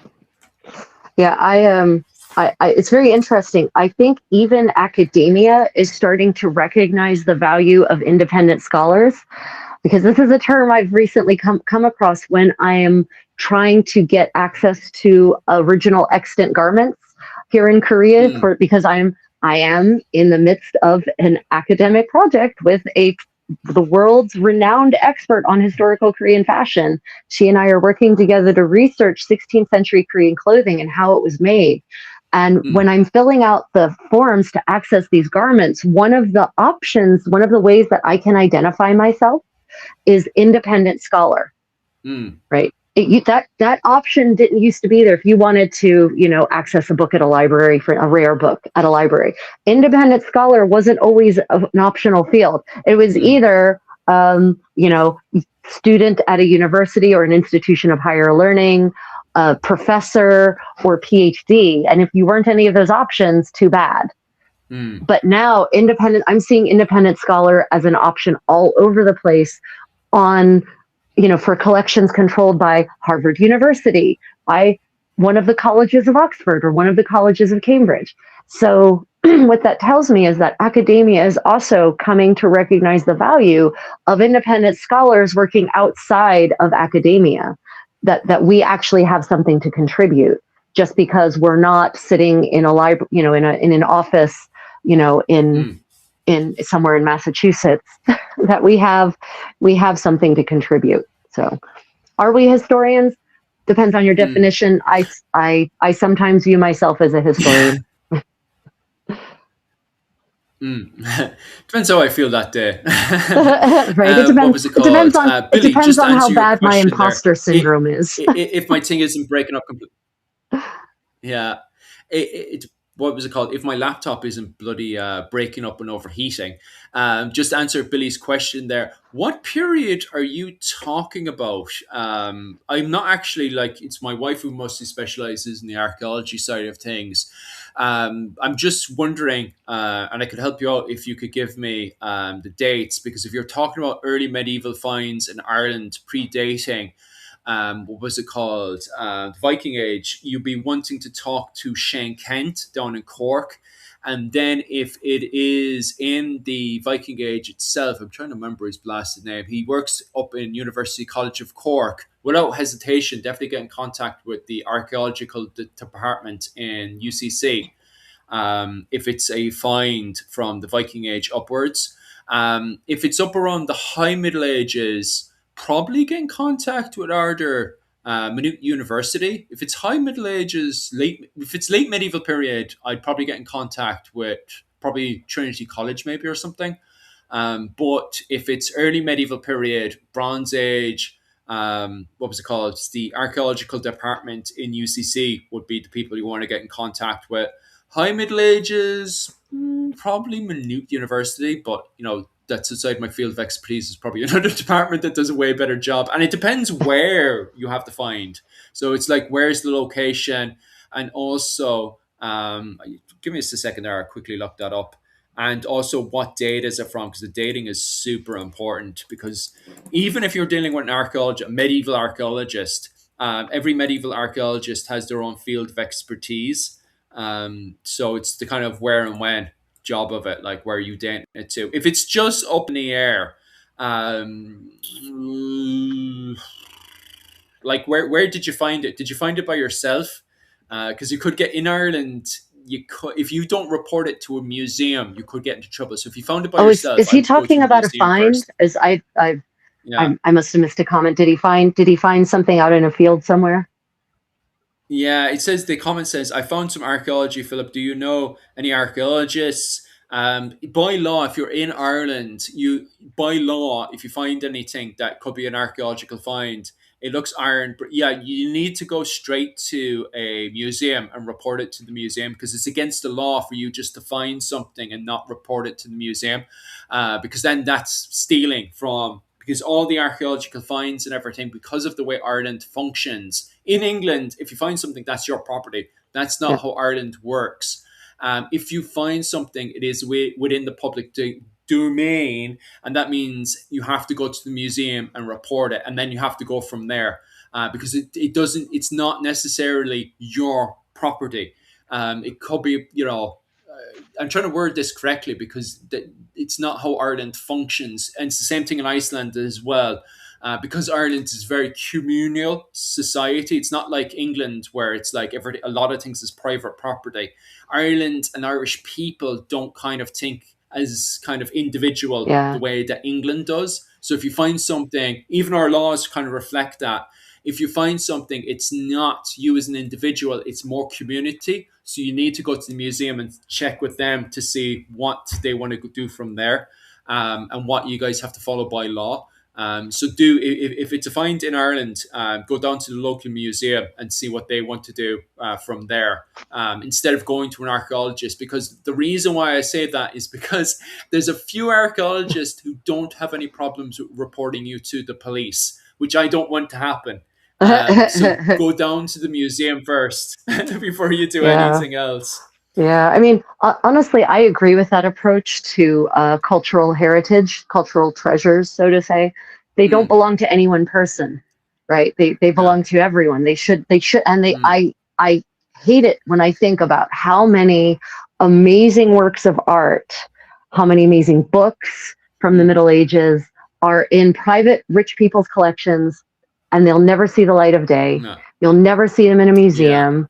We have no idea even if they exist, right? How many, it's Mm, very interesting how many old masters have been coming to the light over the last couple of decades as certain wealthy rich people die, and their heirs inherit this mm, art, and it's not to their taste, so they end up putting it on auction on Christie's. And so suddenly we're like, oh, we've just discovered a new Van der Weyden that we had no idea about because it's been in private hands for hundreds of years, right? So I definitely, I mm. actually agree with the idea that if you unearth an archaeological find, it should first, you should first have the option of it being put on a display in a museum where everyone can see it, rather than it just becoming a Mm, piece of private property.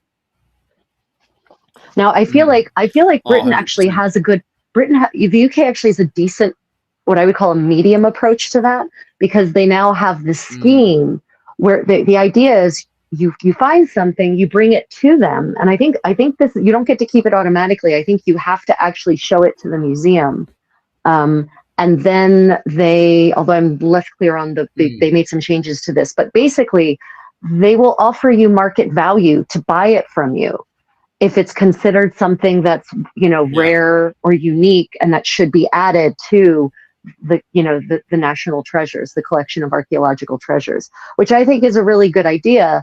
That Because that way it encourages people to keep mudlarking, and it encourages Yeah. people to keep metal detecting in the hopes that they'll find a Mm, treasure and earn a lot of money.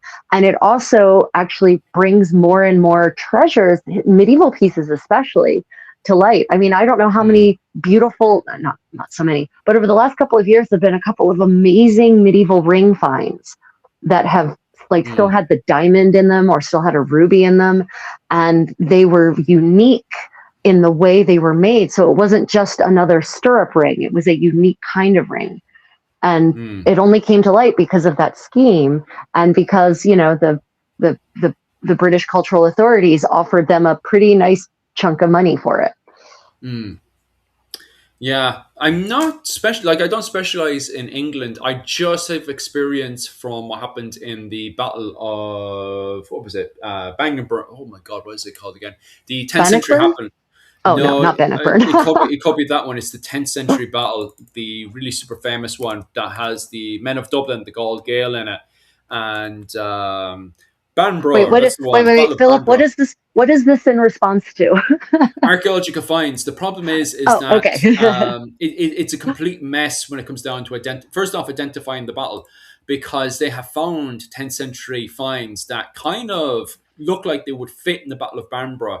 And you have a lot of local historians and stuff, metal detector historians, who have a fair idea what the battlefield is, and they keep reporting it to professional archaeologists. But the problem is, because they dug it up from the ground, it is very, very difficult to actually confirm Yeah, this you can't from a. date it anymore. Yeah, Once it becomes much harder to date anyway. Once you remove something from its layers, that's problematic. Of course, in the case of a lot of these mudlarkers in England anyway, they tend to be mm, in fields, and yeah, the item has already been plowed up, right? That's why it's Yeah. at a level where it can be found. So it Mm, isn't in its original archaeological layer anyway.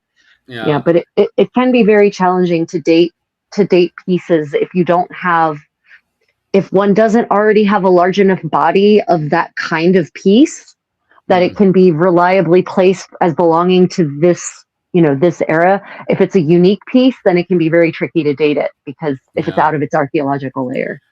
Yeah, like that stunning that battlefield is a mess because we can't confirm exactly. There's a lot of metal detector historians who argue exactly where the location is because people are finding various spots, and I don't think any solid archaeological work has been done there.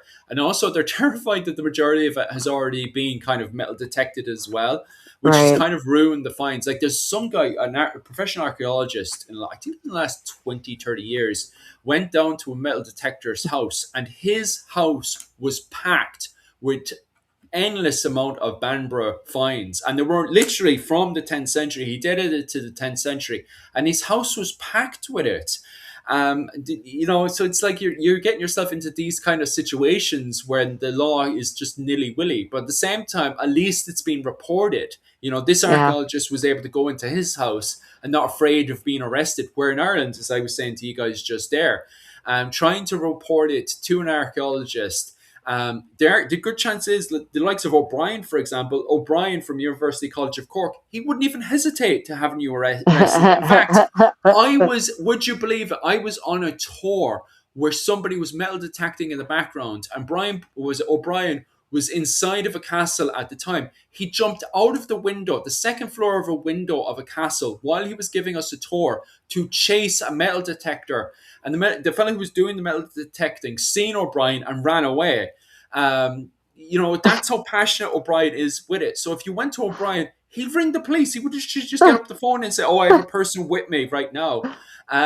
So you might find yourself in prison. So I would definitely say go down to the museum, as the law says, and report it there. So that's the difference between England. At least in England, you could go down to an archaeologist, and there's more Yeah. kind of communication between metal detectors and archaeologists. Yeah. Where Big in time. Ireland, it's still frowned upon. Like I know an academic in the University of York, and he hates metal detecting. He's Oh, yeah. very passionate against it. So the communication is there, but I wouldn't say it's the greatest. But Oh, in no. Ireland, it's yeah, But at it's least on the legal side, right? yeah, There's definitely more leeway there. yeah. You couldn't just call the police and say this man was mudlarking, and the police will go, yeah. Mm. But when it comes down to the archive, just going back over to Billy again, it depends on the site where the location is. Definitely get in contact with the university, the archaeology department. Like that's what the department is for. And on top of that as well, if you do find anything, museums, and especially the archaeology department of your closest university is definitely a place to get in contact with. Give them an old email. They're quite quick to get back to you on various inquiries and stuff. Like that's what the archaeology department is for. That's what they get taxpayer money for. So I definitely would get in contact with them for those sort of questions, for sure. And let me see. I'll answer some more of those questions. It's Murphy. Had a long line somewhere. Actually, I'll just fly up there. Because are you asking about the Murphy clan? Just looking at the comment sections there. Uh, duh, duh, duh, duh. There's a good few comments on the Murphys. I don't have your name. I sent a comment on your name. I wish I had. My oldest brother's name is Murphy. Oh yeah. Okay, we're back. Ah, thank God. I can see my chat again. I think maybe not. I don't know. Could someone from the Creative Contessa come if you're on YouTube comment to let me know if I can see the comments again? I refreshed the screen hoping it would bring my chat back. Did it work? I don't know. I can't tell because I think it will only show things going forward rather than things that were in the past. Anyway. Okay. Other buzz. Let's moving that. Unless were you in the middle of answering someone's question, or were we done with I'm that kind of topic? confused. I'm just confused on the comment section because I'm not sure if they're talking about the Murphys or not. The clan. If you are interested in clans and stuff, definitely pop on over on the weekend. That's mostly when we talk about Irish clans and dynasties. My channel over at Irish Medieval History is definitely the place to be on the weekend. And what else do I have to talk about? Oh yes, that's what I want to talk about as well. Is the recent work that's happening over on in Australia. They Australia have or Austria? Australia over in Australia. Australia. Okay. Yes, yes, yes. There is actually we have a copy of the Tudor Danann, which is written, right? You have to bear with me for a second. The manuscript itself is written in 1862. Okay, so the manuscript is written in 1862. And you're thinking to yourself, surely it's not a medieval book. Well, it was actually a copy of a book that no longer exists, right? So we've sort of talked about this before. Yeah. Yesterday, what was it? What was it? Last Friday, we were talking about how Saint Bridget's manuscript, Yeah. Is a the copy of a original, copy. yeah, Yeah. it's a copy of a copy. So Saint Bridget's manuscript, the one we have today is the one that's in the Book of Armagh, and that was written in 800 AD. But somebody, a monk, sat down and he copied the manuscript up from what was it, 550 AD. So the one we have today from the Book of Armagh is a copy from 500. What was it? 550 AD. Okay. Now, in 1862, they did exactly the same thing, right? Because of the fact that, certain people have a tendency of burning medieval manuscripts, They somebody do. thought it would be an absolutely wonderful idea, and thank God he did it, in 1862 to sit down and copy a medieval manuscript from what was it called? The 14th century. So in the 14th century, in the period of the Gaelic resurgence, there was a book of the what was it, the Tom by Cooley, right? So there's actually multiple versions of the Tom by Cooley, but he decided to copy the version from the 14th century, which is great because we're missing tons of literature from the 14th century. So it is Yeah. absolutely brilliant that this guy decided in 1862 to sit down and copy that manuscript. Now, Oh, yeah, the right. 14th, sorry, 1862. That's before the 1920s, yeah, before the archives fire in Dublin. yes, yes, Yeah. yes, yes, Yeah, yes. that is. That's exactly it. That is exactly it. So we don't Yep. actually know what happened to the 14th century one. It probably was burned in that fire. But regardless, the version from the 1862 is actually surviving. We actually do have a copy of it. And it is actually right now in Australia. So somebody decided it would be a great idea to get it away from these mad people in Ireland. And because of all the politics that was happening in Ireland at the time, and bring it over to Australia. So it is actually over in the University of Melbourne today, right? And they decided, what was it, in the last 2 weeks to digitize it. So now they've gone off and they copied all the pages, and all the pages now are up on the internet. Now, in fairness, it's only digitized, it's not out to the public. So as of right now, I have not seen the entire, I've seen snippets of it, but I haven't seen the entire book digitized and out to the public. It's actually under copyright, and it's under, I think it's only available on for private for the University of Melbourne for the time being. So wait, it's how is it under copyright? Which part is under copyright? By all copyright rules, the book itself should be out of copyright. Yeah. I, So what exactly are are they copywriting the images? I guess I that's think it's the possible. images. Yeah, I think Uh, it could be the yeah, images itself. right, Because when I was putting together that short this morning on that subject, it kept popping up copyright, copyright, copyright. And they're fresh copyrights. They've only been copyrighted in the last 2 weeks. So I think you're bang on. I think it's the image itself that's copyright, not the right. book. So yeah, it's funny. And that's under private collection on the internet. So it is digitized. But when I went to go, unless somebody can find it out to the public right now, as of right now, when I was looking into it, Hmm. it was only for members of the university that could look at it. Yeah.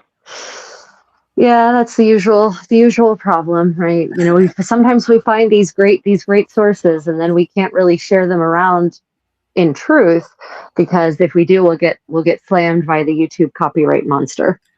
Yep, it's because there's a demand for it, a massive demand on it right now. And what was it called? The wealthy are using this for status. The wealthy don't like. I'm not even going to start bitching about it. But regardless, it's not even a thing of them being educated on the subject. They just think it's, oh, this is a really cool sword, or this is a really cool this or that. And it's like, oh Jesus, stop that, stop.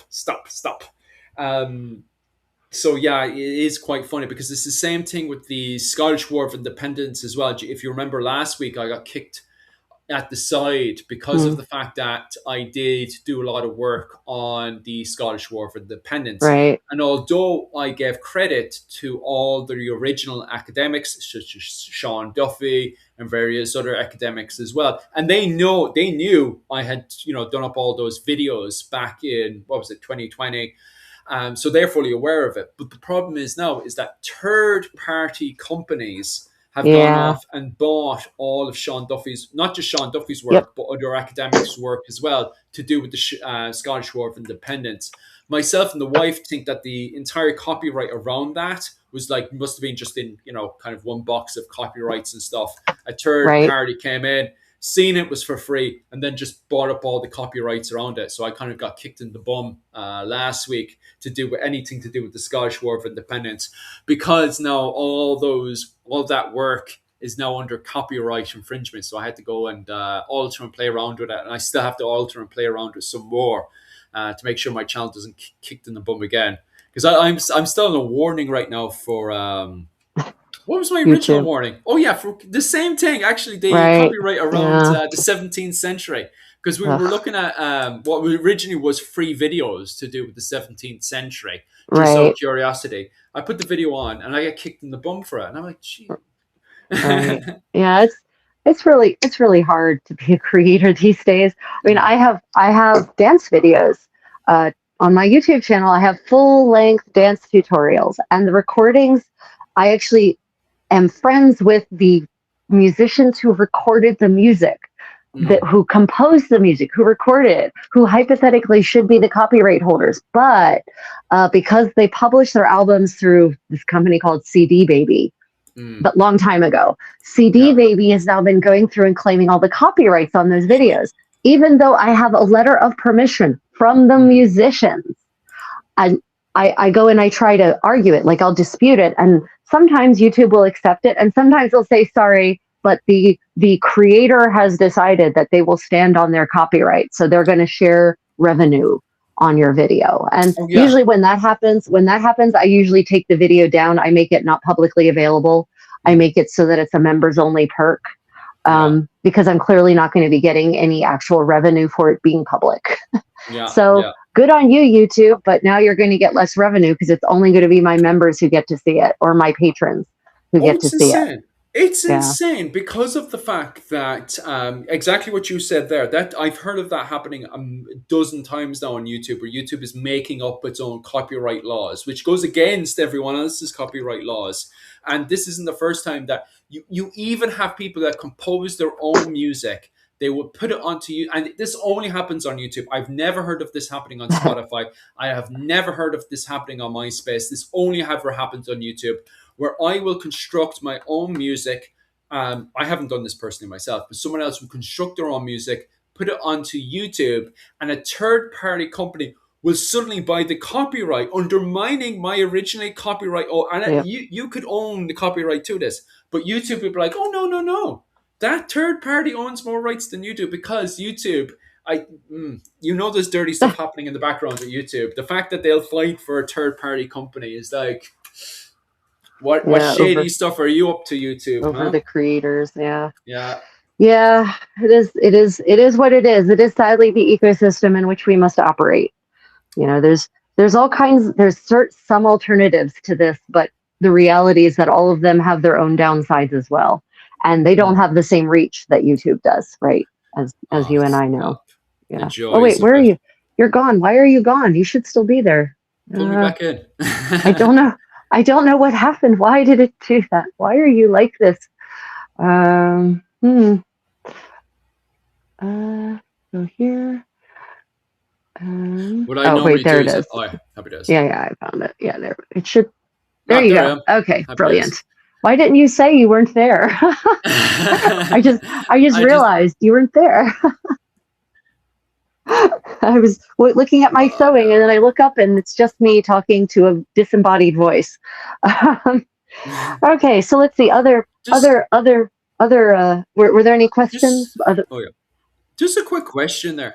yeah. Just a quick question there. Does Eleanor only have two books out? Dr. Eleanor from God Medieval. She only has two books out, which is Once and a Future.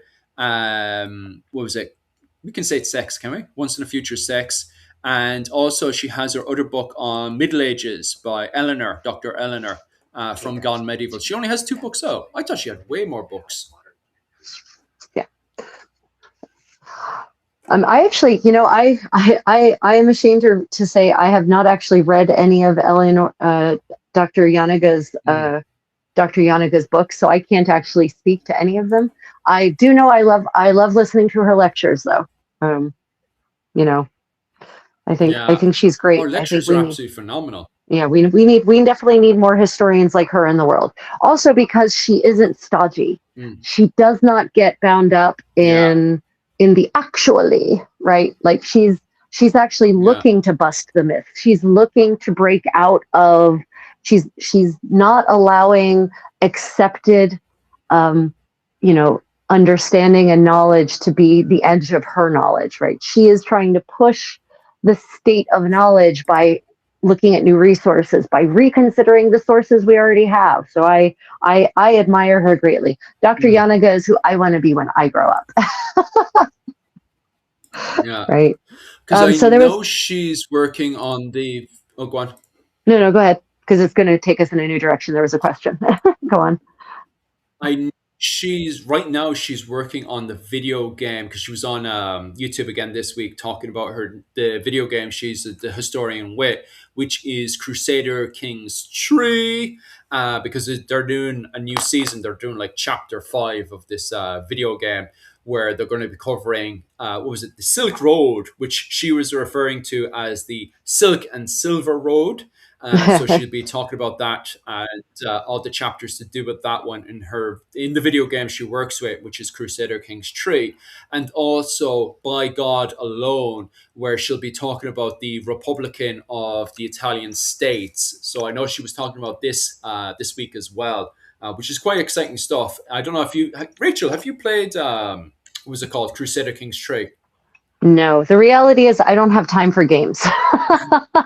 Yeah, it can be I quite haven't difficult. I haven't played a video game since I played Riven in Mm, 1999. yeah, that's So about right. so no, I don't have time for it. I don't It's have time. fun. Yeah, it's fun. My wife Yuki, she also had barely any time as well, but she finds it very addictive as well. She hasn't played it in the last 3 months or so, and has played very little of it. But she found it very addictive, and actually had to just stop.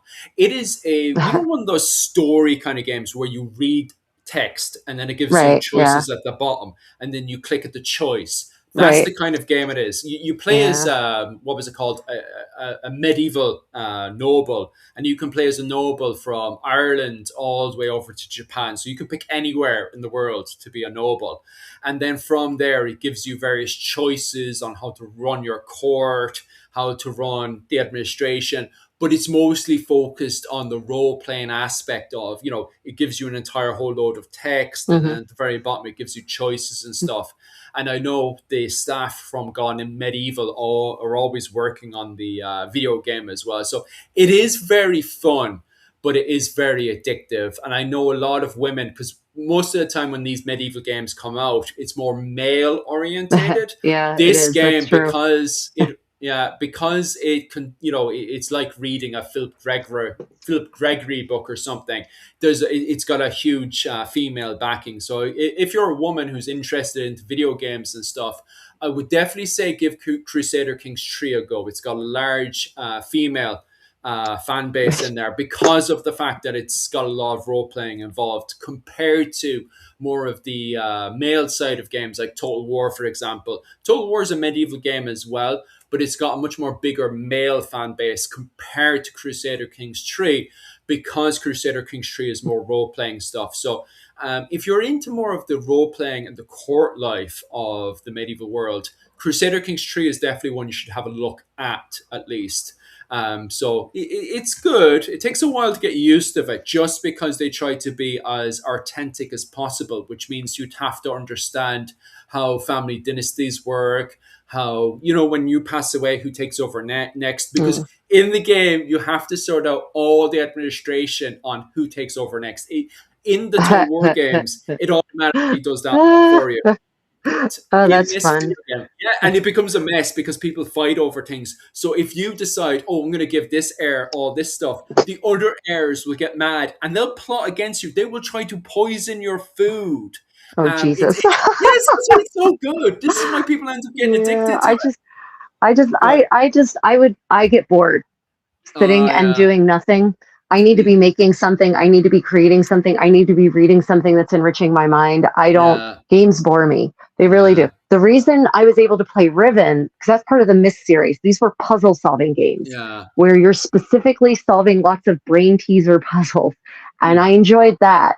But I would rather be actually making the clothes myself, not having my avatar make them virtually. yeah, I'd rather be doing the thing myself. I'd rather be doing immersive living history where I am role playing a countess and yes, we are actually talking like we're discussing dynastic machinations. I'd rather do that in real life. I don't want to do it on a video game. yeah, So I've been playing dress up in olden days since I was like 3 years old. So video games have no appeal for me. They really yeah, don't. I don't even necessarily enjoy playing games because I'd rather be crafting or creating something in that time yeah, than just sitting. Like I'm talking about board games, like where you're mm, actually interacting with people. There's very few board games that can keep no board games really that can keep my interest. mm, I have to be sewing or doing something while playing it for it to keep my interest. So yeah, that's just not me. I'm just not a game kind of person. There's one uh, exception. There's one exception, and that go is a on. 15th century the 15th century origin to the game poker I haven't is a played that game one. called it's Go a on. game called Pochen in German or Gleek in French is Mm, one of the names for it, and mm, it's actually a 3 round card game that involves both chance, like how well dealt, just how lucky you were in the cards mm, you got, but also there's a strategy because there's a middle round that's basically like poker where you bet on having the best hand, and it's actually mm, just of a kind. It's not the usual Hoyle suits. And then the third round is a discard round that involves strategy. yeah. But it's a very expensive game because it has a board. And just to buy into the game to play 1 round, you have to put 1 coin in 8 little pockets, 8 little bowls on the Mm, board. So just to even start, this would have been a very, very expensive game. Just to get your ante up is already expensive. And mm, then you've got a round where you actually bet. So that's even more money. mm, So you can tell this is a game that was not enjoyed by people who didn't have means. And it can get really strategic, and there's a lot of backstabbing possibly. So it's oh, almost, nice. yeah, it's a really fun game. It's great. It's one of Love that. Now when I'm at a 15th century immersive event, I will play that and I will focus on that because the interactions are interesting. Because it's not Mm, just roll the dice and move your piece, roll the dice and move your piece. Like there's actual thinking that's happening. So yeah. which is not to say there isn't thinking in other games. I don't mean to say that. It's just that other games don't hold my interest. Yeah, I can see why. Because I Yeah. love chess. I'm a huge chess fan. Terrible at chess, by the way. Because we starts an argument with my wife. Because Yuki thought she assumes because I play so much chess, I'd be good at chess, and then she ends up beating me. And I'm like, but I don't study chess. You see, this is the difference. I never study chess. Where my wife would study, she knows tactics and stuff in chess, and I just play chess for the the giggle of it. Like I do not take chess seriously. I should, to be honest with you, I actually should sit down and actually study chess. Because there's some amazing tactics out there, and I have no problems with. I just never have sat down and actually studied chess. That's the problem, though. So my wife, who barely even plays chess, can actually beat me because she does, strategy. When she starts doing moves, she does, strategies and stuff. And she didn't even spend long doing studying and stuff. She just likes to read books, and she's read a few chess books. So when she deploys herself, she knows what she's doing. Yeah. So I do That's love that's chess, but I wouldn't Ryan. say I'm good Ryan at it. Ryan Ryan used to be on chess on the competitive chess team. Oh So well. he's actually engaged in such of showy shenanigans as playing three people at once late at Oh night at an wow. event and beating them all. Mm, So yeah, he's that kind of chess player. He's mm. Mr. Strategy. Like yeah, and yeah. When I'm like you, if I play it, I'm just playing it for the giggles, right? Yeah, that's I exactly don't what think I do. about all those maneuvers and combinations, and yeah, that's Ryan, 100%.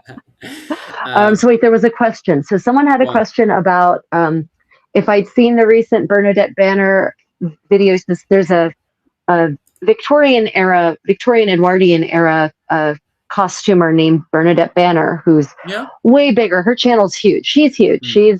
She started her channel back in like 2010 when it was easy to build your YouTube Uh, channel.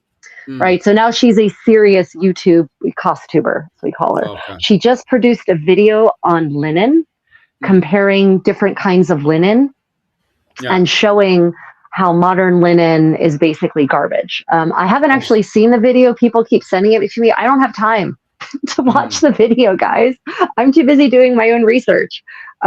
But her conclusions are probably mine, which is to say that Philip, have you ever touched like linen bed sheets, like your great Oh, there's grandmother's a linen massive bed sheets? difference. Yeah, there's Yeah, a right. massive difference. Right? Like it's smooth and it's tightly woven and it's really just so sturdy. It just lasts Mm. forever, right? Whereas modern linen now, I mean, It's it's garbage. I'm already starting to wear through this, and I just made this a couple of months ago. Mm. So, linen now is garbage. It's Mm. crap. It is absolutely terrible. My best recommendation for anyone, honestly, Yeah. is if you can find vintage linen sheets from 100 years ago or more. Mm. If you can find vintage linen, it will, even though it's 100 years old or more, it will last so much longer than the crap you can buy now, for the most Mm. part. Yeah, there is a massive, huge difference. I got into trouble actually in that in Ireland, where I picked up modern linen, and people were like, "That's disgusting. Get that off." Get that But out of that's here. yeah, that's when I first started. What was it called? Living history and stuff, where I didn't know the difference in layers, different types of linen and stuff. I had to get my linen from Poland. Poland. This is where I got my linen from, and Right. I have a really good linen tunic from the 10th century as well. It's based off a Danish find. And that one, like you could, if you were to fill modern linen against this linen, oh my god, the difference is amazing, and it's how breathable it is. Like Yeah. okay, so with modern linen, my sweat sticks to the linen. It doesn't stick to the old linen at all. The old linen is great for being breathable. I'm wondering what's wrong with your linen. So I don't have that problem with modern linen. I'm wondering Mm. if you're wearing linen that's been treated in some way, It's probably or if plastic. it's or if it has some synthetic, a percentage in it. Oh yeah, I, 100%. I will say that modern linen I've never had the problem with modern linen being unbreathable. I've just had the problem with it being, relatively speaking, crudely woven, poorly woven. The quality of the fibers is much lower. The staple, meaning the length of the fibers, is much shorter, so it breaks down much more quickly. Yeah, and of course, modern linen is generally not tightly woven at all. Mm. It's relatively loosely woven compared to, my great grandmother's bed sheets. And if you live in America, you're much less likely to be able to find things like that in secondhand shops. But Mm. if you live in Europe and you go to charity shops or secondhand shops or thrift shops, whatever you want to call them, very frequently you can find great grandmother's linen bed sheets because no one wants them. Yeah. They're single bed sized. Everyone has a queen size bed now, right? And back then everyone had a twin bed. So they're single bed size, so they're not useful as modern bed linens. they're also just plain white. Who wants plain white sheets on their bed when you can have crazy colors? Why do you need crazy colored sheets on your bed? I don't know, but there it is. So they end up in secondhand shops for like €1 for a Mm, beautiful linen bed sheet that is linen. yeah. Um, so you can get some really good deals, but in America you can't. We don't. Yeah, Yeah. mostly bed sheets here were cotton anyway by that point, so you can find cotton Mm. bed sheets sometimes, but not linen. Yeah. Just going back over to the comment section there, I like Grim Frost, right? I would say they're about standard, to be honest with you, for their linen tunics and stuff. I have a few linen tunics from Grim Frost as well, the ones that are based in Sweden. I'd hate to put down Grim Frost because they are super, super nice. I just prefer the linen tunics that are made from the Polish vendors that you can only get if you go to their Viking shows in Poland, or you have contacts. I had contacts, so I could get in contact with them there. Grimfrost are good, but there's another button there as well. If you're doing business with Grimfrost, the problem I haven't been in contact with them for about 5 years now, but the problem I had with them is that they were because they do work for also LARP events and also role playing events as well. The problem is they don't identify which ones are for the LARP, because there's a massive difference between linen that's made for fantasy and linen that's made for living history. Okay, and even the way it's made and stuff. So make sure when you're getting in contact with them, make sure you identify, is this linen made for, because it may not be linen if it's made for fantasy, right? Um, because it could just say linen tunic. What they're meaning is Yeah. they're just going to give you a white fantasy tunic. So make sure you identify that this is an actual, because that actually did happen to me, by the way, when I first started off, is they sent me some plastic tunic and I was like, what the Oh hell is God. this? Yeah, and Why? it wasn't even sewn together. It was all done by machine, and I was like, I'll get killed. I will get crucified for this thing. What was it called? So I had to go off and make my own tunic and stuff. You have to get in contact with them and make sure you identify, or at least read the instructions and see if it's actually made of linen. The materials should say 100% linen. Yeah. Sometimes on top of that as well, they'll say 80% linen and 20% plastic. That's actually a thing, right? So make sure you look into that, or at least give them a Yeah. call. If you can't call them, a good craft, anyone to do with the good crafting side, you should be able to contact them whenever, and they should be able to be easily reached for an actual physical conversation. That's always I hate when I can't get in contact with the person that's making my clothing, especially when it costs a good bit of money, like. That's really suspect. Honestly, Yes. if you cannot directly contact the person making your clothing, uh, Yeah. uh, Yeah, I used to. I wouldn't. That's yeah. Yeah. That's the thing with Grimfrost. It's a big company, make lots and lots of money. They're really good for when they take something seriously. They're really really good at it. But because they are massively involved with the Viking, was it the fantasy Viking LARP side of things, and they're also involved with the living history side of things as well. It's really messy, and I just found that like 5 years ago. Even like I was working with them between was it 2015 up to around 2020 before I moved over to Japan, and I just found their work was very haphazard. Some work would be absolutely amazing, some work was just absolutely diabolical, and I couldn't at times, even the website itself couldn't identify which one was LARP fantasy and what was actual historical stuff. So Grimfrost are funny, you know. Yeah. I mean, the other danger with the term linen is Yeah, that linen these days, especially uh, in both the fashion industry and the interior decor world, is also now a color. By the way, yeah. linen is a color. Linen is also now a weave.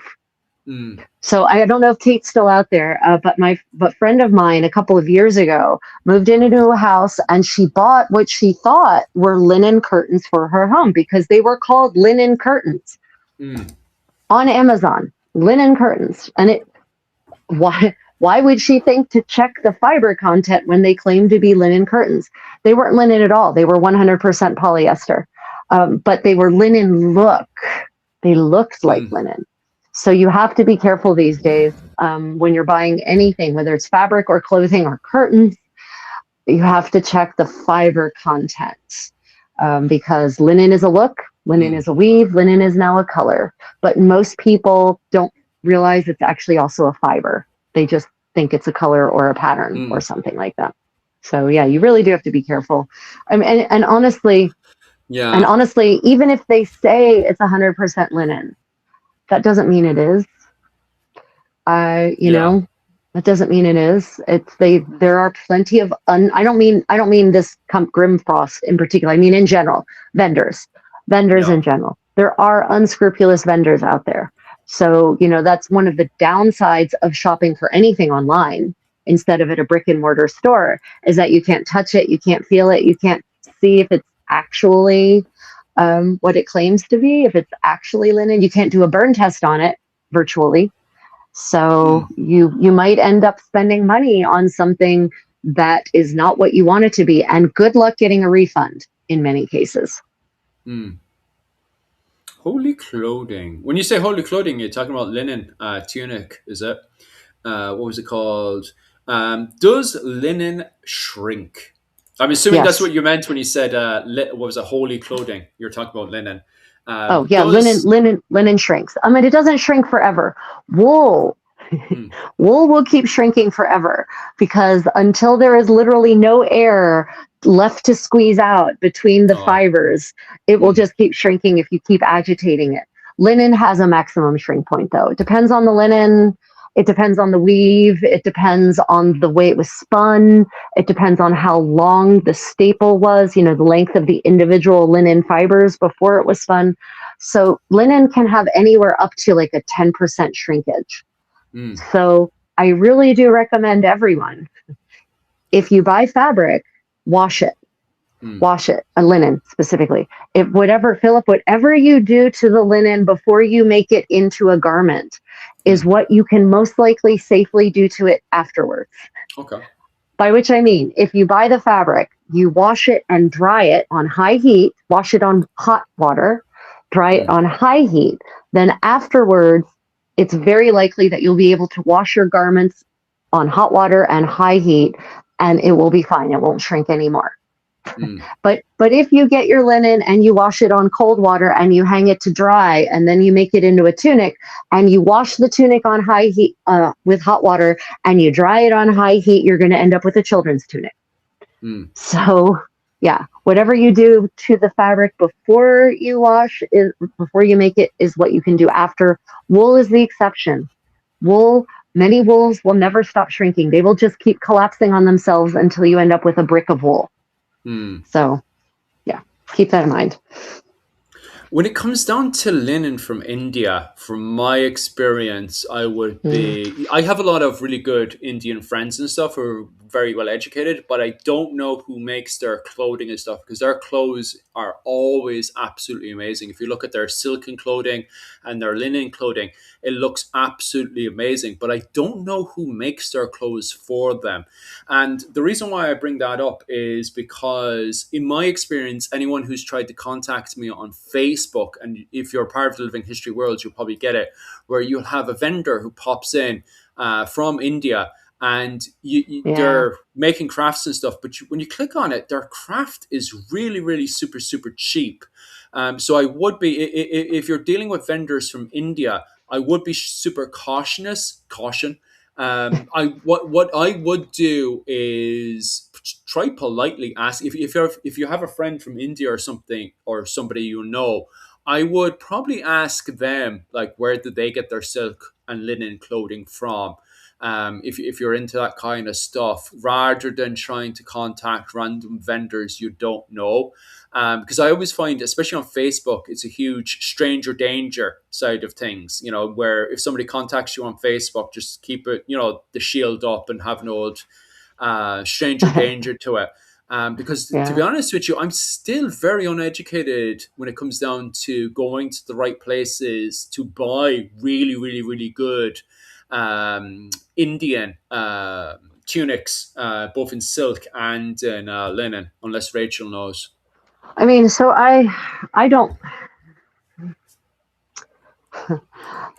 I prefer to support people in countries that I know have good labor standards, Yeah. where I know that people are getting paid a living wage, where I know there is a no slave labor, or at Mm. least a minimum likelihood of slave labor. India is not one of those countries. India has a lot of problems with Yeah. the informal market, which uses a lot of child labor and abusive child labor. I don't mean like a child is happily sitting there crafting something. I mean they're in a tiny room in the dark, Yeah. um, in malnourished and not treated well. Mm. So I tend to avoid buying unless I'm in India and I Mm. can see the craftsperson with my own eyes and see their working conditions and give them the money directly. I don't tend to buy things that are made in India, so I don't have any good recommendations for that.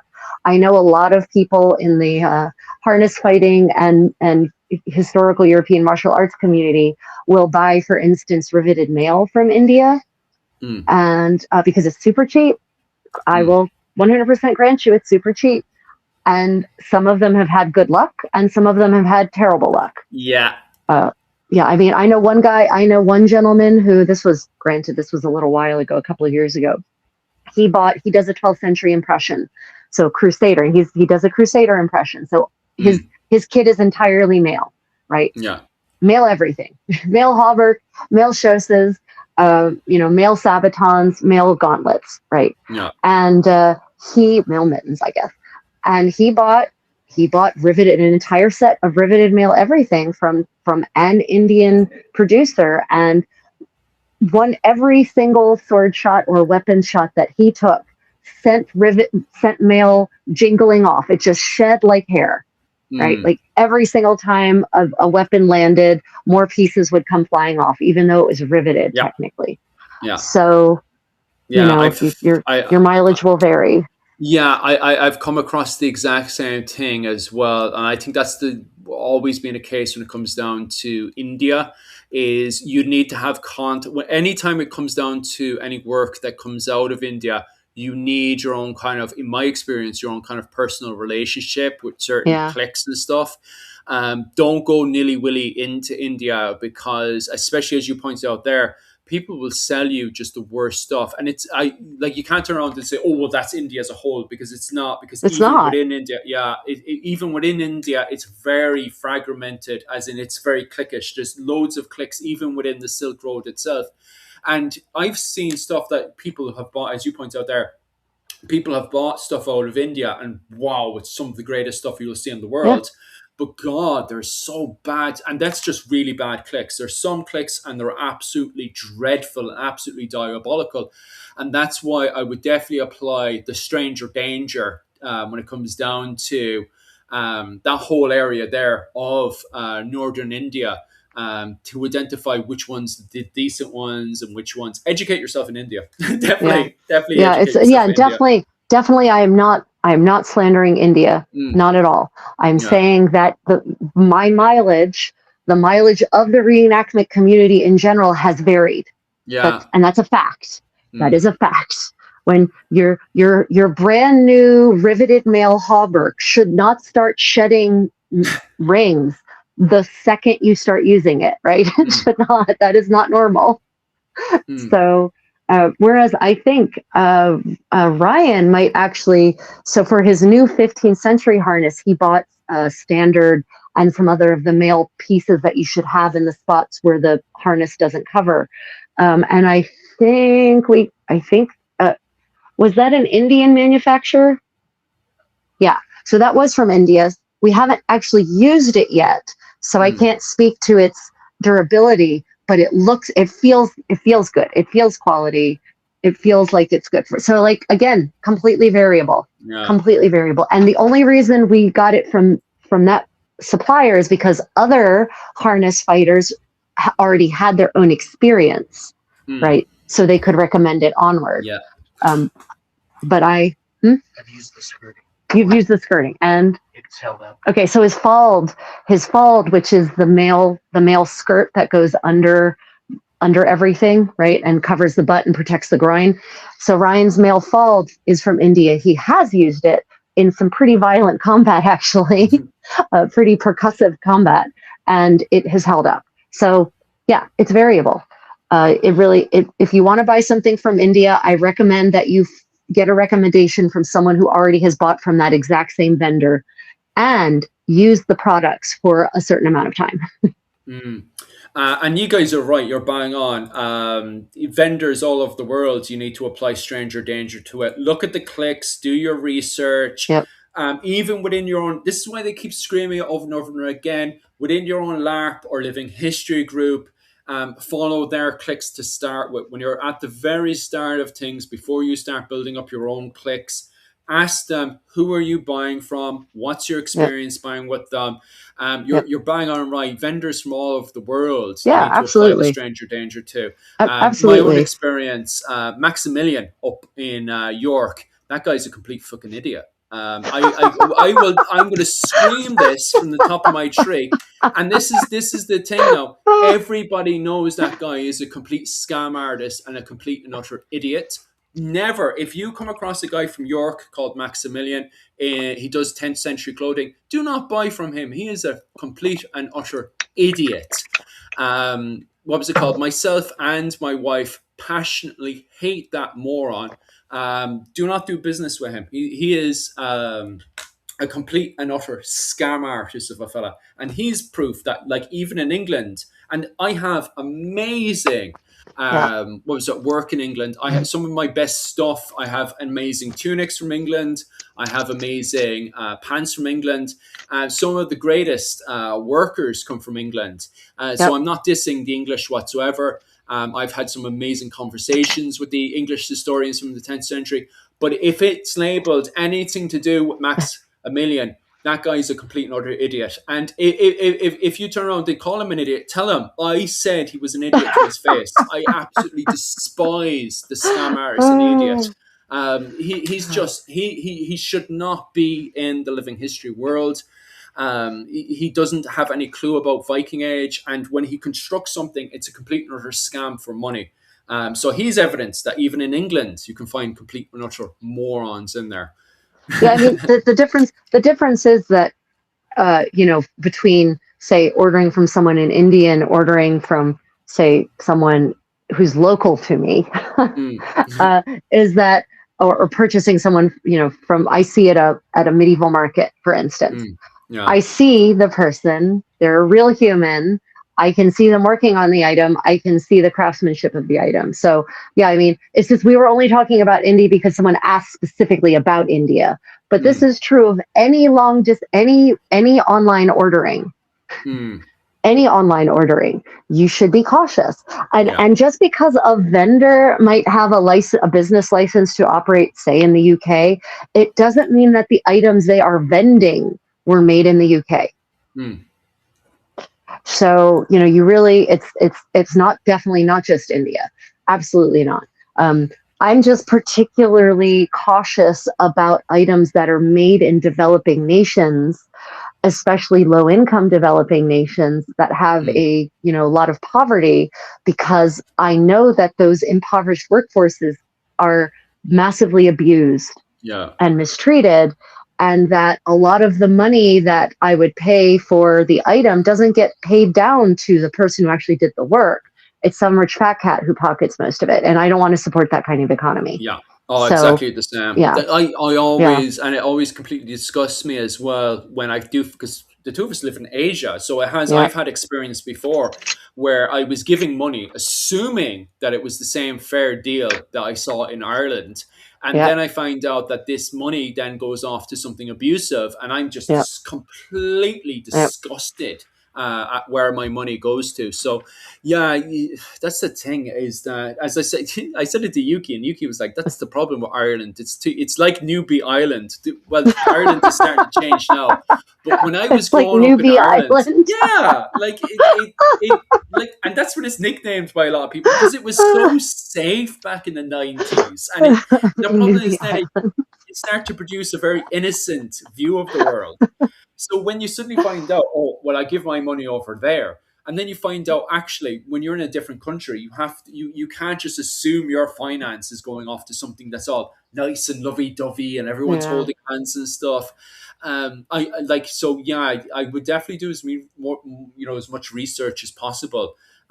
So you know where your finances is going and stuff. But yeah, Right. it is very very very complicated because when I was in East Africa over in Kenya, the money it was complicated in the fact that it was still going to children. The Right. problem is that the children were coming up, by the way, complaining. I stopped giving my money to something, and it was the children themselves that actually came up and started complaining to me because I Yeah. was denying them money. What was it, lunchtime? I was like, oh well, I'm not paying for this anymore. The child came up to me aggressively and explained he wanted his money to go and feed himself that day. And I was like, oh, okay, so this is how the world works in Kenya. So, Yeah. yeah, the thing is, as well, at the flip side of things, sometimes a child wants child labor so he can then feed himself by lunchtime. So it's complicated, you No, know? it is really complicated, and Yeah. it's, it's there's again, it's like, well, what are the work conditions? Like, I don't, oh God, do I even want to say this aloud? Um, so in the Middle Ages, we'll connect it to the medieval world. So in the Yeah. Middle Ages, children started an apprenticeship. They entered the labor force basically more or less at the age of 7, and Mm, that's true at almost all levels of society. So in the level, in the warrior class, when in places where there was such a thing, like that's when they would start their training to become a warrior. mm, Their childhood was very short in the Middle Ages, not necessarily, not just because children tended to die mm, more often than adults did, but also because that's when they started becoming part of society as a functioning cog in the economy. mm, Whether that economy was the warrior economy, whether it was the artisan economy, whether it was the agricultural economy, that is when they started contributing. Whether mm. and that doesn't, there weren't factories, so it wasn't like it got in the Industrial Revolution where the working Uh, conditions for children were terrible, right? mm. That's when they started learning a trade. That's when they started being taught how to do things. So It was more of an I education don't, than anything else. right, but they were still contributing economically to the household, Yeah. right? So I don't necessarily think that children being given structured work is a bad thing. It's, Mm, what is the kind of work? yeah. Is it allowing them to grow and thrive as a human, or is it literally stunting their growth because it's destroying their bodies? Mm. So like mining, no, children should not be used to mine in any era. Children should Yeah. never have been used to mine. Yeah. But is it okay for a child at the age of 7 to start learning how to become a weaver? Yeah, 100%. No argument Mm. for me. Yeah, I Uh, fully agree with that as well. so Because I it's don't, gone. yeah, so I don't necessarily think that children in the workforce is a bad thing in and of itself. It's, how is it done? Mm, How is it approached? What kind of life, quality of life do they have? Does being in the workforce also allow them an education? Does it mm, allow them to learn to read and write and do basic math so that they have the tools to not be taken advantage of? yeah. Like that's important to me. Yeah, I was the same as well. It was actually when I was 5. When I was 5 years of age, I was playing with rifles and guns as well. But that's because this was during the Troubles and stuff, and my dad was in the military. So I'm the same as well. I got very used to guns and rifles when I was a child as well. It does depend on your childhood background and stuff because, like, if a child is growing up in Manhattan in New York, maybe it's not so healthy that he's growing up with guns. But if you're living in like rural Ireland and hunting and all that kind of stuff is going on at the same time, I think it is a very very good idea to have a very healthy relationship with a rifle. And when I say healthy, I don't mean sleeping with the bloody rifle. I mean being able to safely know that you need to respect the rifle. That's what I mean. Wait, see, if you're living in a Sleeping with rural a area, rifle. yeah, don't sleep with your rifle. But what I mean is to have respect for the rifle, as in, like, Yeah, yeah. first off, if you were angry, go and do 10 push-ups. Don't go and get daddy's gun and start pointing it at people if you're angry. Or if you're in another situation where, God forbid, you've got a weapon that's on the ground, it's still live, you don't want someone to fall over it, to be able to, as a child, disarm the weapon. I think that's a good idea as well. So I definitely would think, the age 5 upwards, to have respect for a weapon would be a good idea for a child. But at the same time, I see other people on YouTube and it's like, oh, well, I've been around a weapon all my life. And then they're going to sleep with the weapon. And I'm like, okay, I don't think that's a healthy environment. The fetishization of firearms in the United States is like a whole, that's a deep dive we don't want to take, honestly. Yeah. But I will say that, I grew up in a rural community, lots of farmers children were my classmates. And on any given day, the pickup truck parked next to my car when I was in high school and driving myself to school would have deer in the back. Yeah. Because they'd gone hunting that morning. And their rifles were inside their car. At least they weren't just on the gun rack outside of the car, but they were inside the car on a gun rack in the back of the pickup truck, right? And that was normal. It was fine. Nothing. We didn't have school shootings where I grew up, but that was before Columbine. Columbine changed everything, right? 1998. So there's, that was that first major high school massacre, right? Where a screwed up student went in with a gun and killed a lot of people and injured a bunch of others. So, I grew up with and I worked on a horse farm, right? I worked on a horse farm from the age of 10 forward, and the horse farm was out in the rural part.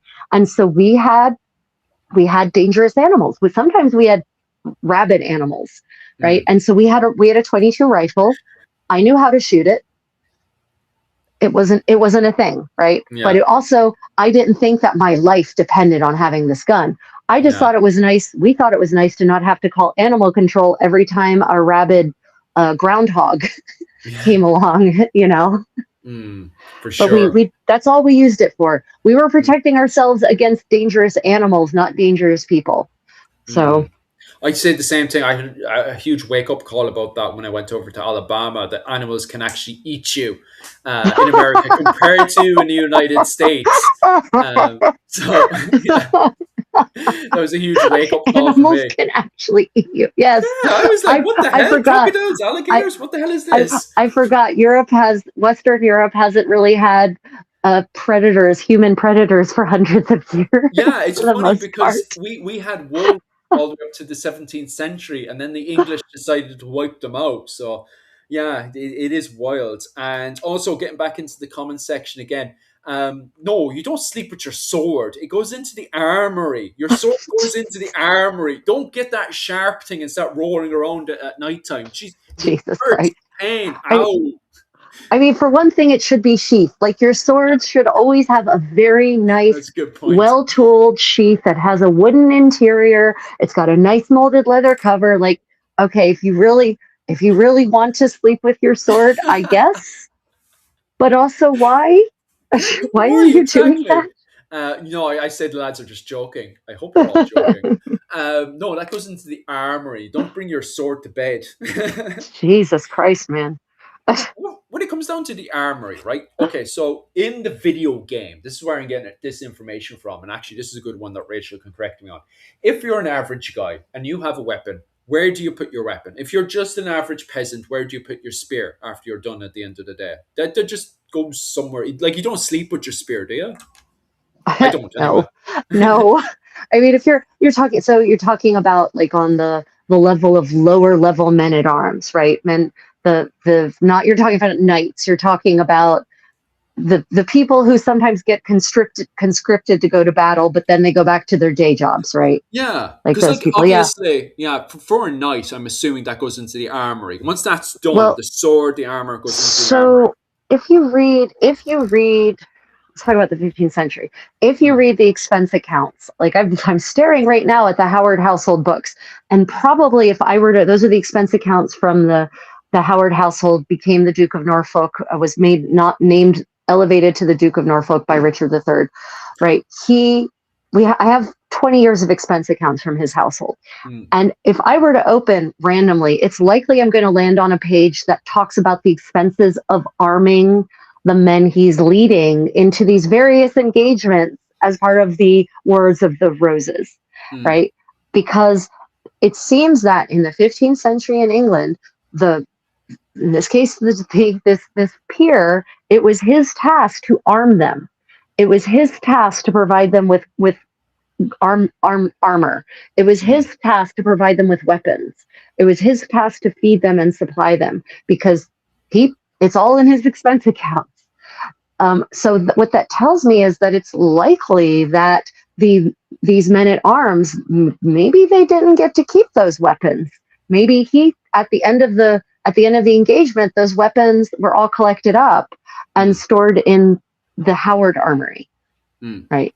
So and there's something in the 15th century. You have this peasants start coming onto the battlefield with their farming tools, right? mm, That's what billhooks are. So what would they use their billhooks for when they're not in battle? They would use them for what you normally use billhooks for, which is things involving trees, like mm, cutting branches and pulling things out of the trees and whatnot. So they would just keep using them at that level because they were farming implements. mm, It's unlikely that a peasant is going to be handed a spear, I feel like. mm, Not in the 15th century anyway. mm. God, I'm very hesitant. Just popping back into modern stuff again because you guys are talking about sleeping with having the rifle in your sleeping bag. I consider that really dangerous to do because when I was in the military, some guy had. First off, I actually think it's if you do get attacked in the middle of the night. I actually think it's faster to have the rifle next to you because you should have some form of protection over you again to protect you from the elements. So your rifle shouldn't be getting soaking wet. Plus, someone else should already be on watch to make sure somebody's not robbing Yeah, your rifle. But I yeah, actually find it faster to have your rifle next to you in case you're attacked in the middle of the night to actually just turn around and bang, bang, bang and start defending yourself instead of trying to pull it out of the sleeping bag. And the second one, we had an incident with the Scots. We were with the Scots at the time, the Scottish Regiment. I think it was the 3rd Regiment Scots when I was in the Irish Regiment. And we were just coming around the side. There was a situation and we had to bugger out, which means we had to leave the area in the middle of the night. And somebody they had the rifle in the sleeping bag and I don't know what the hell happened, but he ended up setting off the rifle and the rounds went into his oh, lower body and the leg ah, because he had it ah, on auto. I seen it with my own eyes. All I saw was the flashing because it was nice and dark Jesus. and him screaming. Yeah, I And bet. yeah, I it bet he was was in the screaming. sleeping bag, and I don't know what the hell happened, but it was on auto anyway. He was pulling out, and all I heard from this side, I was walking this way, and from my left side, hidden in because he was just in the cover on the left side, and all I see is flashing going into Why? the sleeping bag. Why did he have his? Why was it on auto? Why was it? Why? Why wasn't the safety on? Yes, yes, yes, yes to why? everything. Why? Yes to Why? everything. I have so Uh, many questions. Yeah, but I just that's also one of the reasons why I never keep the rifle in the sleeping bag. But like I know everybody's excuse is, oh well, it might get robbed, and I know the Marines because I've been with the Marines as well, and they also keep their rifles in the sleeping bag, and it's all the same stuff. But in my experience, it's faster to use it outside of the bag because you just need to roll over and bang, bang, bang, defend yourself. Secondly, what was it called? Somebody should already because the excuse is, oh, it might get robbed. So somebody should be already on watch while Yeah, your right.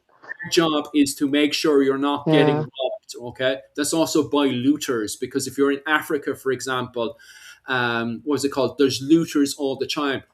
Your what was it called? Your corporals, your sergeants should have already organized that somebody walks about making sure looters aren't robbing your rifle and all the equipment. Now, if you're that afraid, have something over it to cover it. Okay, don't just allow it to get robbed.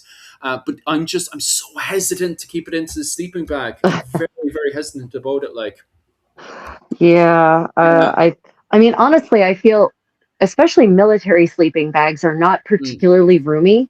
yeah, So I would be worried about being able to actually access it in a quick enough time versus yeah, pulling it out, right? It's a long weapon, right? To yes, pull it out and sight it, aim it and sight it. No, I think mm, I would rather it be next to me outside the sleeping bag, like right next to me, Yeah. but not in the sleeping bag. That just, I mean, yeah, I'm not going to go there down the Freudian implications of having a long phallic object in with you in the sleeping Mm. bag. Like, Um, but like ultimately, I'm not going to have an argument about it. Like that's down to no, your preference. If you want the rifle in your sleeping bag, that's down to you at the end of the day. But yeah, I personally don't I feel wouldn't. comfortable, especially after seeing that, having the rifle Jesus, in the sleeping God bag. damn, And I Jesus. found it, I just been in situations where I've had to defend myself suddenly in the middle of the night. I just found it faster just to roll over with the rifle ready to fight. I have camouflaged and hidden the rifle, so it's not like somebody just walks along and just sees my rifle there. It is hidden to a certain degree, but I'm very paranoid myself. But I've always had the rifle literally right here next to me, so I can just roll and grab it. Um, Right. but I assume that that's the same thing as well in the medieval period, where you also have that same kind of paranoia, where people sleep in their own armor, the fear of suddenly getting attacked in the middle Well, of the night as well. well, yeah. I mean, on the other hand, it doesn't. I don't. So it's funny. A Mm, reenactor friend of mine, or living history friend of mine from he's from Oklahoma, actually. He just participated in a muster near Washington, D.C., a 15th century themed muster, actually, mm, specifically to Nuremberg. They were like super specific. And the muster was where they basically go to the woods for a couple of days and mm, they tromp around and do various, activities to kind of simulate the experience of a 15th century man at arms in the Nuremberg area. mm, And, the kit had to be of a certain standard, it had to be from a certain time and place. mm, But my friend came back and he said he spent 40 hours because he actually, to save on baggage, God bless it, because he had to fly. Oklahoma, mm, D.C. is a huge ass drive. So he flew. He actually wore his 15th century brigandine on the mm. plane and he wore it back Oh so boy, that he wouldn't have to pay for checked baggage. that's so that, hardcore. so that he wouldn't have to pay overcharge on overweight baggage, right? Mm, And so he got back and he commented that he spent 40 hours in his armor and what a great realistic experience. And I'm like, I have never, ever seen primary source evidence of 15th century men at arms, especially with harness, because he's got knightly harness. We're not talking mm. low level padded jacks or something like that. I mean, like metal plated brigandine. Weighs a Wow. lot, by the way. Um, I've never seen any evidence that it's normal for Mm, men at arms in the 15th century to just wear their harness for 40 hours straight. yeah. Please tell me, point me to the evidence to that because I haven't seen it. The evidence I have seen talks about armoring up before the engagement and armoring down after the engagement, not Mm, just wearing harness for 4 days. So I don't think it was common. I haven't seen evidence of, and in fact, the knights, right? So one of the things about Agincourt is that supposedly the French knights slept in their armor and it made them exhausted for the next day, oh, that's right? Like interesting. that's what, and I say supposedly because I haven't looked more deeply into it to check on the primary sources on that one. So I'm Mm, hedging my bets by saying supposedly. That's yeah. one of the things that supposedly exhausted the French knights because they slept in their armor on their horses because it was so muddy that Mm, they didn't want their basically they didn't want their kits to get all muddy. So mm, I don't know. I haven't seen evidence that that was common to just constantly sleep in your harness. And they had baggage trains for campaigns and engagements. Like they mm. had carts that were full of arms and armor. So it depends on the armor, I guess. If we're talking about Does. padded jacks, okay, Mm, that's just like 20 layers of linen quilted together. So mm. I can see them just wearing that. I But if we're talking about plate harness, yeah. I think it depends on your level of paranoia. Because I have come across, I'm sure, I'm going to put everything now I say on the alleged thing, and don't take anything I'm saying seriously, but I'm sure I've come across sources before in the Hundred Years' War where we have times where people are, because it's uncomfortable. I'm confident I've also come across sources where it said it was uncomfortable to wear armor, and that's why they avoided sleeping in it. But at the same time, I'm confident I've come across sources where they did sleep in it when they were paranoid. And being in situations where I was paranoid sleeping, I actually slept better when I had my body armor on, and my, as you guys are pointing out as well. There's sometimes you guys have your weapons next to you guys as well. When you, like, even in, somebody pointed out there, South California, because there was a lot of criminal activity happening around there. You had a good night's sleep when you had your rifle next to you. There's definitely a thing there in your brain that you feel more comfortable when your rifle is next to you. I suppose in their situation in the 15th century, their sword or their weapon is next to them and their armor is on. There's just a level of, not 100% comfortable, but a certain level of comfortable to be able to suddenly just react if somebody is suddenly on top of you. So I assume there's a level of that there in the 15th century, in the Hundred Years' War, where people sometimes feel more comfortable with their armor on. But, in the ideal situation, there's someone else already on watch, and you're in a situation, enough breathable situation, where you should be able to put your clothes on, if you're suddenly attacked. But I think it depends on the situation. That's my Well, opinion. By the way. the Go other on. issue with wearing certain kinds of harness Yeah. nonstop is that certain kinds of harness don't allow you to relieve yourself cleanly. Oh yeah. Uh, and what it's known that in the 15th century, um, that in the midst of a battle, if the body actually decided that's what had to happen, then the knights would just do it, Yeah. Relieve themselves. Yeah. would relieve themselves in their hosen, right? There was no stopping and copping a squat on a chamber pot, right? Mm. We know that happened. So if you're wearing your harness for multiple days, how are you handling some of those Just bodily functions that can't really be done if you're in harness? this is the So, thing. This is what I find hilarious about what you were saying at the very start of the live stream, where we have someone just casually relieving themselves in the 15th century. And it's like, right. okay, when we're having this level of discussion, this is where the problems really kick in, when it comes down to relieving yourself. Because the same thing happened during what was it called, the war in Afghanistan, as you know yourself, where Yeah. soldiers were relieving themselves during combat. And to be honest with you, because I'm so used to it, I don't even know if somebody was asking me now, did you relieve yourself? I actually don't remember, because it's the heat in the moment and stuff. But the thing Right. is, from the get go, you have the stinging sensations around it, and the fact of the hygiene around it, because the hygiene goes to shite straight away. Right. And you also have, it's absolutely terrible. You have to stray away from the get go. Once you are in a comfortable situation, change the pants, and everything has to be wiped clean with whatever Right. you have on you, because God Almighty, it starts to get horrific, especially in that Afghan heat. And you can Yeah. imagine the same thing is with the heat in France during the 15th century as well. Yeah. So, like, when you're making those comments where people are in comfortable situations in a settlement, and you have a woman just randomly relieving herself and carrying on, no way would No. somebody do that in No a way. comfortable position. If No. you're in a situation in the 15th century battlefield where you have to relieve yourself, as somebody who's used to the fighting in well, I'm not per se Afghanistan, because I was over in Kenya, but what was it called? In a situation where people are relieving themselves, the very first thing they do when they're in a comfortable position, the underwear and pants gets changed, and Yep. everything is wiped down, because, oh my God, as a man, I don't even know how bad it is for a woman, but as a Oh, man, no, worse. no, It's no. worse. It's worse Yeah. for a woman Mm, because our plumbing is internal. Yours is external. yeah. So it's just the infection. Mm, You don't want to go there. yeah. So it's worse for a woman. But I mean, it's one thing to do that in a battle where Mm, the battle happens, it's done at the end of the day, you remove your harness, you clean up. It's another thing if you're wearing your harness for 4 days straight and you have to do that every single time because your harness doesn't allow for access, shall we say. yeah. You're going to talk about serious infections will arise from that.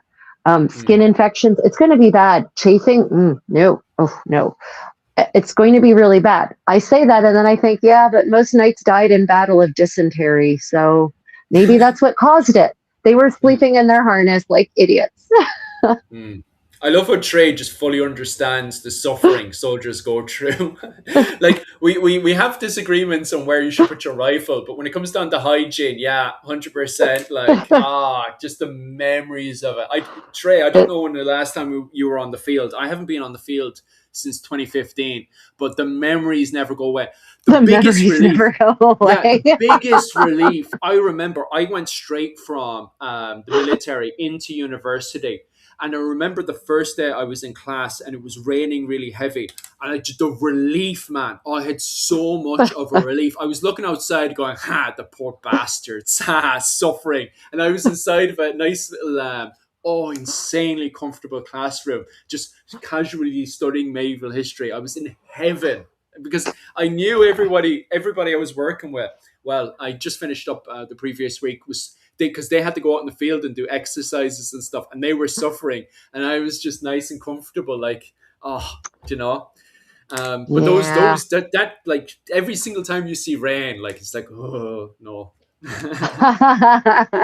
Mm, Yeah, I mean it's when you have chronicles that mention things like and they slept in their armor. mm, It's kind of like when they talk about the saints or the ecclesiastical, the men of the church who die and they're disgusting, right? They're covered in mm, lice. Chroniclers generally don't comment on the workaday. mm, They comment on things that are worthy of commentary, that are different, that are unusual, that are strange. So if chroniclers are talking about and they slept in their armor, that tells me that it wasn't normal, mm, right? If they're going to comment on it, because chroniclers are writing for their contemporaries, they're not writing for future generations generally, mm, right? They're especially writing usually for the king there or powerful individual whom they are praising in their work or or insulting in their work depending. yeah. So generally chroniclers from the Middle Ages are all about the excitement. They're all We about the out of the ordinary. Yeah, we can actually talk about this one because this actually did happen as well in our sources. Because your comment section, it didn't pop up in the main one, but it's your comment section is talking about dysentery that broke out because it happened Yeah. during Afghanistan. Some of you guys have talked about Yeah. the incident in Afghanistan when it happened. And it also happened to us when we were in Kenya. It happened to us as well, where deer. I got it as well. Oh my Oh, god, being out in Jesus, Kenya with Philip. diarrhea and vomit Oh my was God. just Oh my God. horrendous. Oh. But we can talk about that as well because that broke out during Henry V's campaign as Oh well when yeah. dysentery broke out. Henry V died. That's how he He died from did. it. He did. Yeah, that's what the He one did. killed him. Yeah. Yeah, he did. Most I mean this is one of those little known or purposefully ignored facts that most knights who died in battle or rather on campaign, Mm, they shot themselves to death. yeah. It's Yeah. it's what happened. They They did. they did not die a noble death. They did not Yeah. die a glorious battlefield moment, clean blow, sword through the heart, and then they keeled over dead happily, having spent their last moments in glory. No, no, no, no. They Mm, usually get an arrow to the knee. They get taken off of the field, and 3 days later they die of sepsis if they're mm, lucky, or if they're unlucky, they drink some foul water or somehow contract some kind of horrible bacterial infection that induces mm, dysentery and they poop themselves to death. yeah. So that's how most knights died. If they died of battle related consequences, it wasn't they just died cleanly on the field of battle. Mm. No, no. It was what was it called? It wasn't down to the fact that Henry V wasn't bathing or cleaning himself.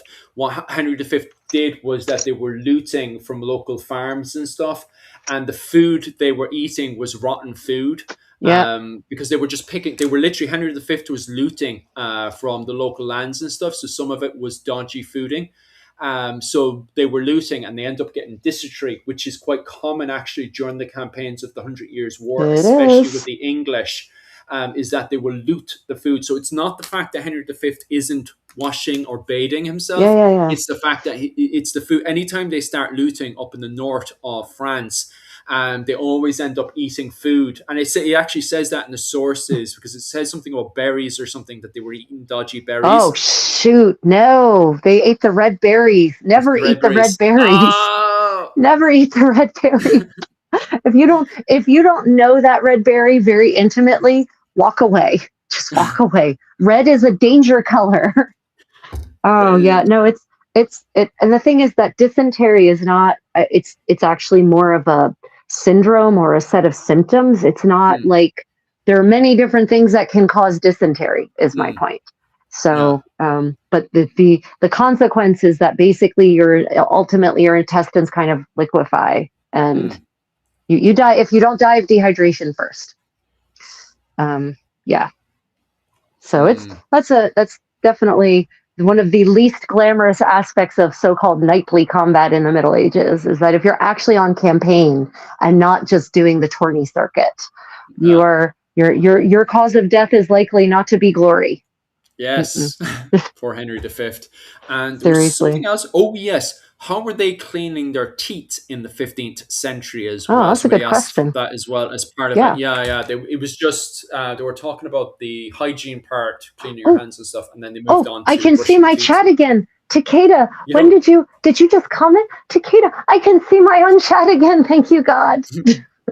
Okay, anyway, you're talking about cleaning, teeth cleaning. Okay. Mm, So we actually have a variety of not just health manuals that from the 12th century going forward, and maybe before that, but I haven't looked before the 12th century, right? That mm, talk about ways to keep your body clean, all of your body, including your teeth. And there's a couple of mm. different methods, Philip, and some of them are disturbing, Oh. but probably effective. Mm, So one of them was actually to make a paste, mm. an abrasive paste Oh. made out of a variety of materials, some of them, in some cases, ash. So Okay. members of the lower classes of society would actually take fire ash and mix Mm, it with water, and then they would actually use a clean cloth. They prescribe a clean cloth, linen, mm. and they would actually scrub their teeth with this paste and the linen, all their teeth. Oh. And it was actually probably very effective from what I've Mm, read, based, from like dentists who actually understand what's happening there. And one of the reasons is that it would literally polish away the plaque. mm, So you wouldn't have a buildup of plaque on your teeth. And it would also polish, the ash itself is basic. mm. So it would actually be kind of like an antiseptic for your Okay. mouth. Oh, So it that's would interesting. reduce the bacterial populations in your mouth. And Mm, it would actually also clean the stains off of your teeth. So your teeth would, in fact, be made whiter because okay. it would mechanically polish them. The Mm. problem is that something that abrasive used consistently over time is going to wear away your enamel. Ah. Yeah, which could expose you to things like cavities because your enamel is very protective. But that Mm, is one thing they did. Another thing they did, and we know this from the Canterbury Tales. Actually, the in the Miller's Tale, mm, Absalon is the Miller's Tale. By the way, if you all haven't read the Miller's Tale, read the Miller's Tale. It is laugh out loud, body hysterical, funny. Basically, mm, it's about a woman who's married to a merchant. She has two lovers. Well, she has one lover, and then she gets rid of him, and she's with this new guy. And Absalon is the first lover, and he doesn't get the clue. He doesn't. When she says, "Go away, leave me alone, I mm. hate you," he doesn't listen to her. He's just so Ah. typical. But one of the things, Chaucer always provides these neat little details about his characters, like what they're wearing, their daily habits. And he actually talks about Absalon as being a real ladies' man. And he says that Absalon, before he combs his Mm. hair in the morning, the first thing he does is chew on licorice root to freshen his breath, Oh. to clean his teeth. It says Mm, to clean his teeth and to smell good, and the smell good is his breath. Right. So we know that at the mm, very least in England, for certain, people are chewing on licorice root. And I've had a couple of people comment that they found this for Wales as well in the Middle Ages. mm, And some people have told me that their grandparents still were chewing on licorice root to clean their teeth. So mm, it's one of these practices that apparently persevered for a long while. Medieval people would also they would also there's some texts from these health manuals that also don't mention an abrasive. They just say to take a cloth and to polish your teeth with it, just straight up a linen cloth, and that you mm, should do this first thing in the morning. One of the sources, actually, I think it's the Regimentum Sanitatis, which was written in the 12th century, supposedly for Henry II, but who knows if that's true. But it actually says Mhm. that you should clean the scum off of your teeth first thing in the morning so that it will not become plaque. So they actually Yeah. acknowledge that the white scum kind of at the base of your teeth, they realize that that was the stuff that will eventually form into plaque, and that you should clean it every morning first thing so that that won't happen. So there were also a variety of mouthwashes. A lot of Mm-hmm. them are wine based, in fact, and depending on the wine, that may or may not have a an antiseptic effect. But it would certainly make your mouth smell different. it would For it would sure. it would make your mouth smell And not like you. another. Oh God.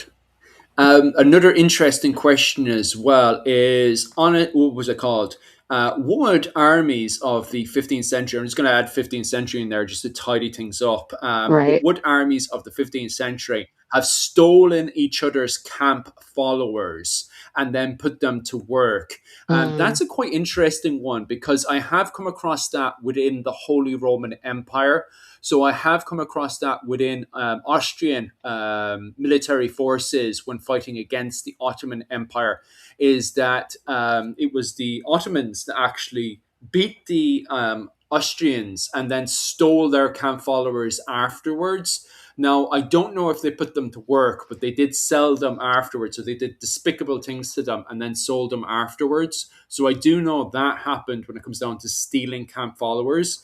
When it comes down to, because you guys are talking about the Hundred Years' Wars as well, when it comes down to the Hundred Years' mm. War, I'm not sure if there's any accounts of people stealing. Oh, actually, actually, no, no, actually, the what was it? The Irish, the Irish did it as well. They stole camp followers, female camp followers from the French. There's a source somewhere that talks about the French documented it, where the Irish also stole camp followers and actually brought them back to Ireland. I don't know what happened to them then. But yeah, there's accounts actually of the Irish during the Hundred Who- Years' War Do in do you France remember the source stealing. for that? I'd be very I interested to read cannot that source. remember. I will find it Mm. though, because that's documented somewhere. Somebody actually made an account of that, of Irish people stealing French camp followers, women. They were aiming for women, and then bringing them back to Ireland. So that is documented somewhere. I'll go hunt for that one for you guys. I mean, What was it we called? should Because you also guys would make have that clear one. Go on. camp followers is not a synonym for prostitute.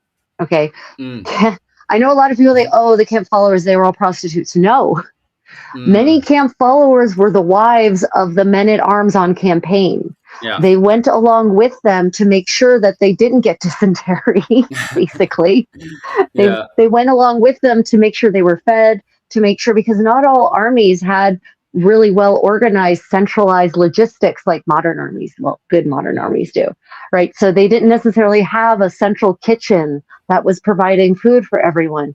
In many cases, soldiers had to scrounge for themselves. So if you have your wife along with you, then she can help mhm, handle things like the laundry, like she and they can actually make money. yeah. So camp followers very often are Mm, laundresses, not prostitutes, who are really just making a good mm, amount of money by washing everyone's linens, because again, medieval people mm, wanted to be clean. Like, more evidence, I yeah. never thought about that as part of the evidence of, people even on campaign wanting to be clean. They had a Mm, brigade, basically, metaphorically, metaphor, not really a brigade, but they had a group of women whose sole job was mm, to do the laundry. If you don't care about being dirty and you don't care about your clothes mm. being clean, then why do you need laundresses? Yep, that's it.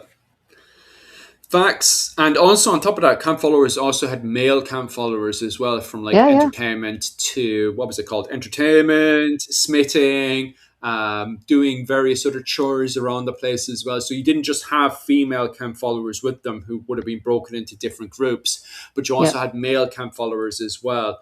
But I just so happened to just the only reason it sounded somewhat like that is because I just know of the female camp followers being attacked, I don't know what happened to any male camp followers being stolen and stuff, unless Rachel has any sources No, of I have not. I mean, camp I've heard followers being about. stolen.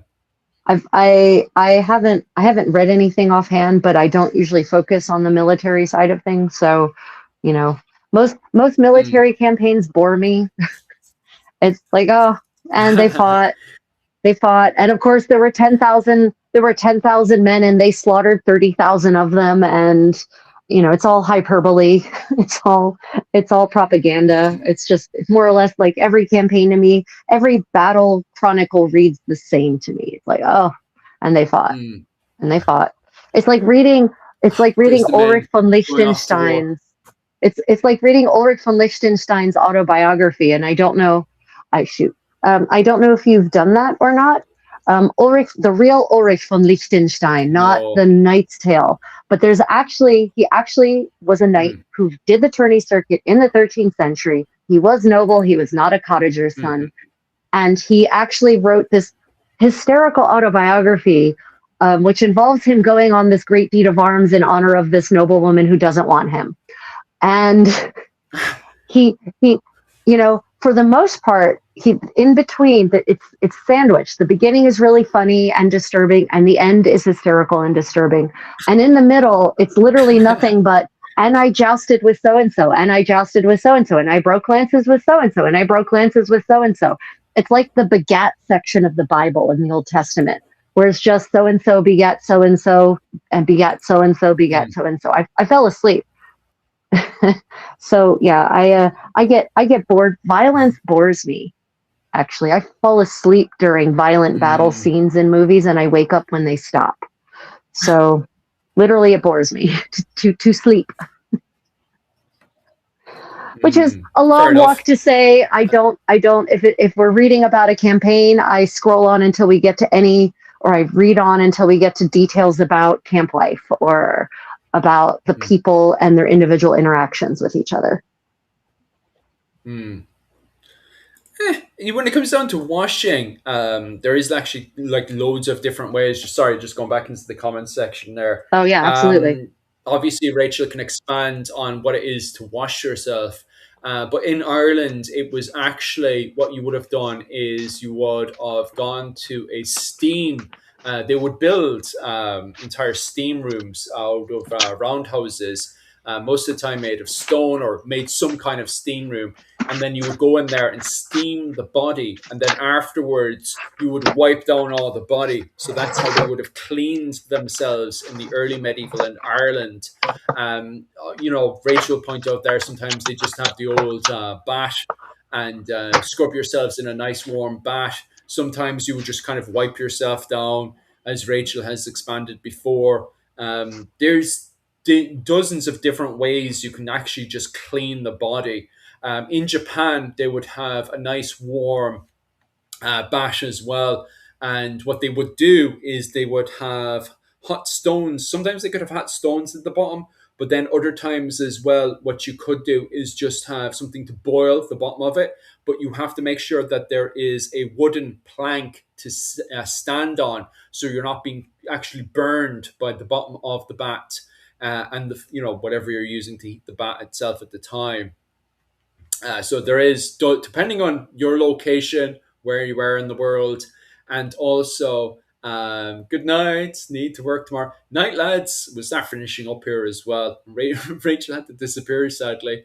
What was it called? So it depends on your location in the world. She's frozen. Yeah, she kind of disappeared there. We'll start finishing up soon anyway, so it's grand. And what else is there? Bum, bum, bum. So yeah, it depends on your location of the world, where you are in the world at the time, and also it depends on what era as well.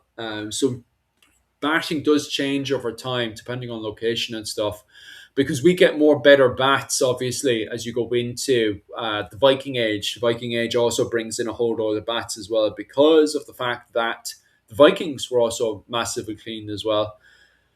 Night, night, night, night. Everybody going off to sleepies. What's it called? I'll start finishing up as well. Unless Rachel magically returns. Oh, it's just me alone. we'll see what happens there anyway. What was it called? India used to mean sticks and brush teeth. It depends what era you're talking about when it comes down to India, and it depends on your location because you also have India's quite complicated because it has three major areas of development. First and foremost, obviously, we know of Bangladesh, which is up in the northeast of the country, and it's kind of in control of those rivers up in the Bangladeshian area.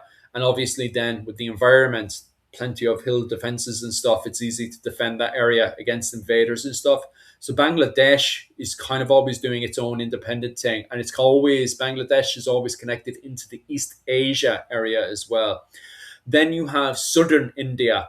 Oh God, I can't remember specifically what that name of the culture is called. They end up dominating.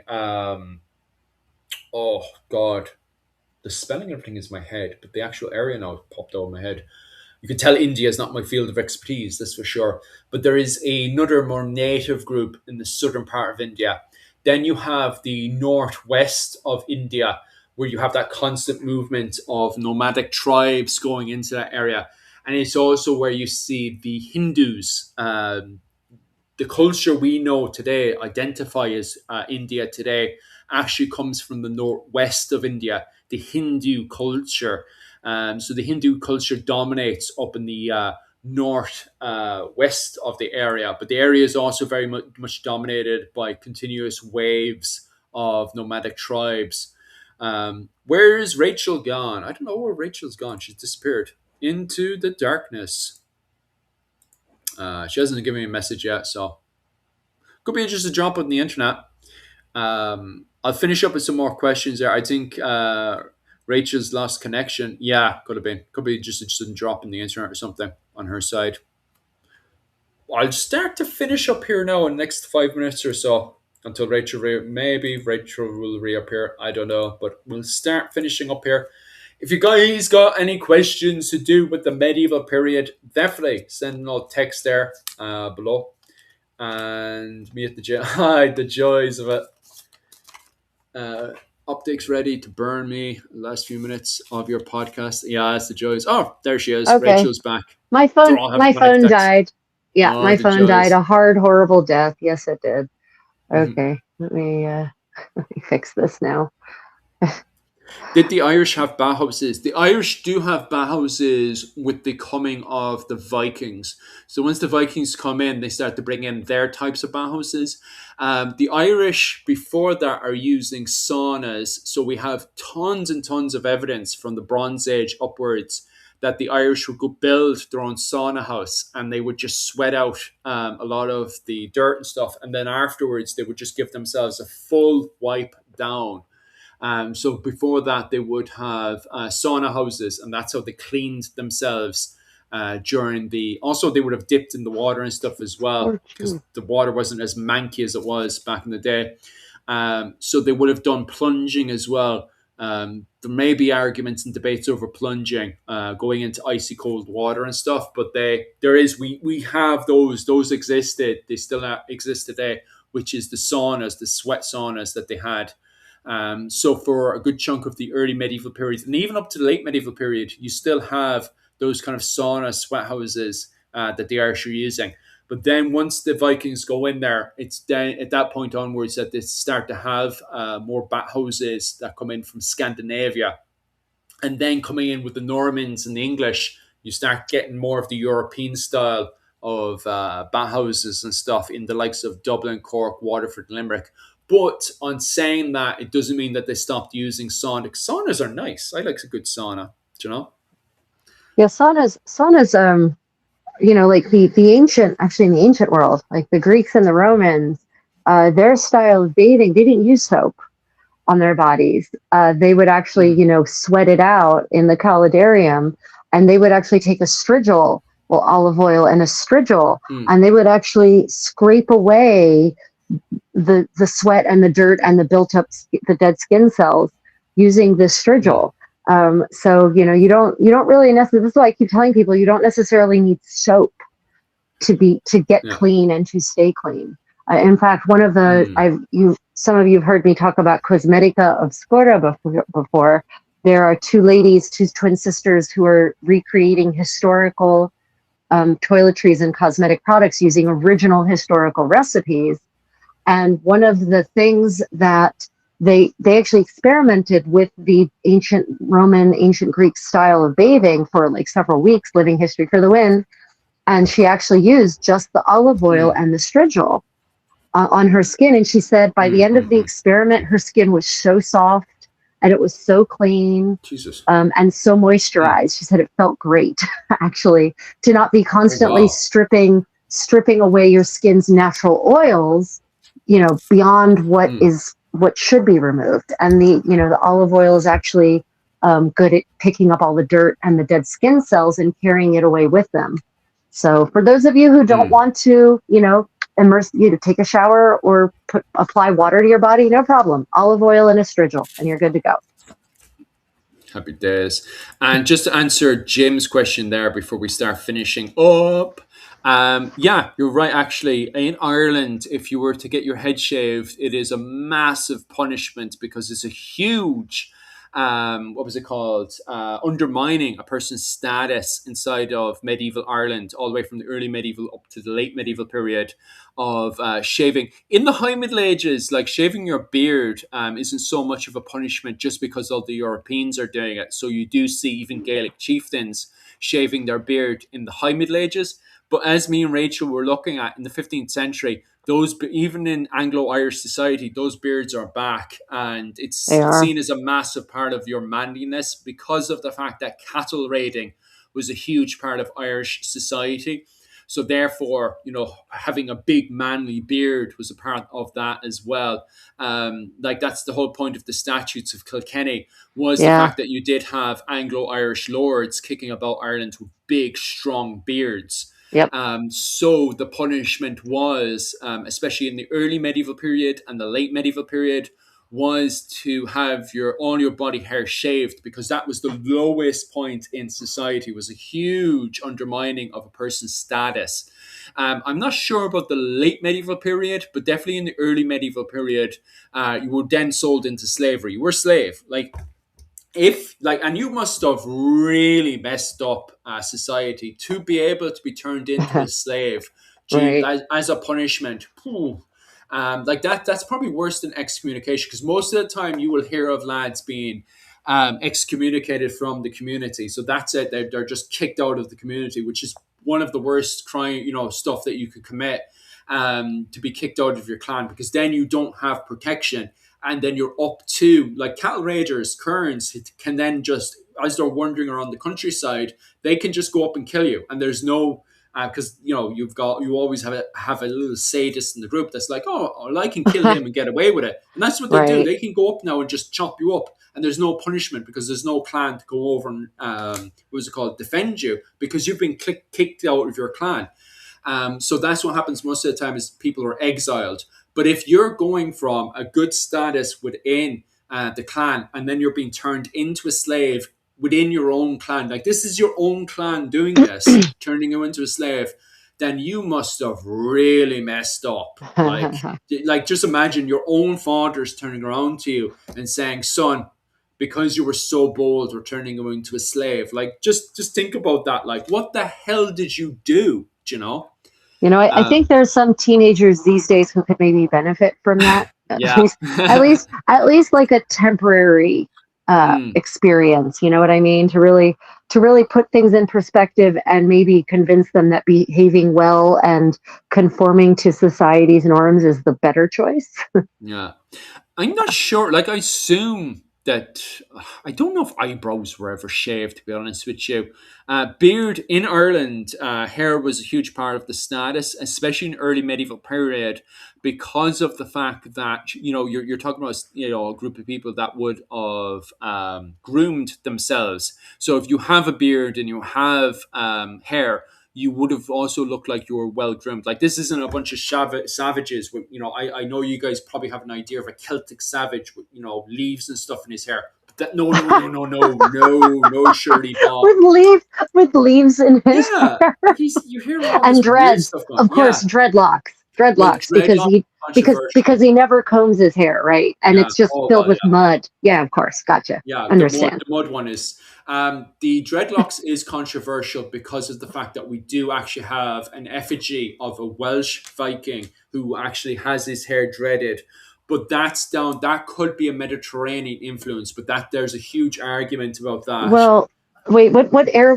Like we're talking like So there's eighth, a ninth 10th century. century, There's a 10th century. yeah, Yeah. yeah. There's a 10th century So I effigy mean, and one. here's the thing about those 10th century, those rune stones and those effigies. It's wooden. They're very stylized, Yeah. and they're not particularly photorealistic.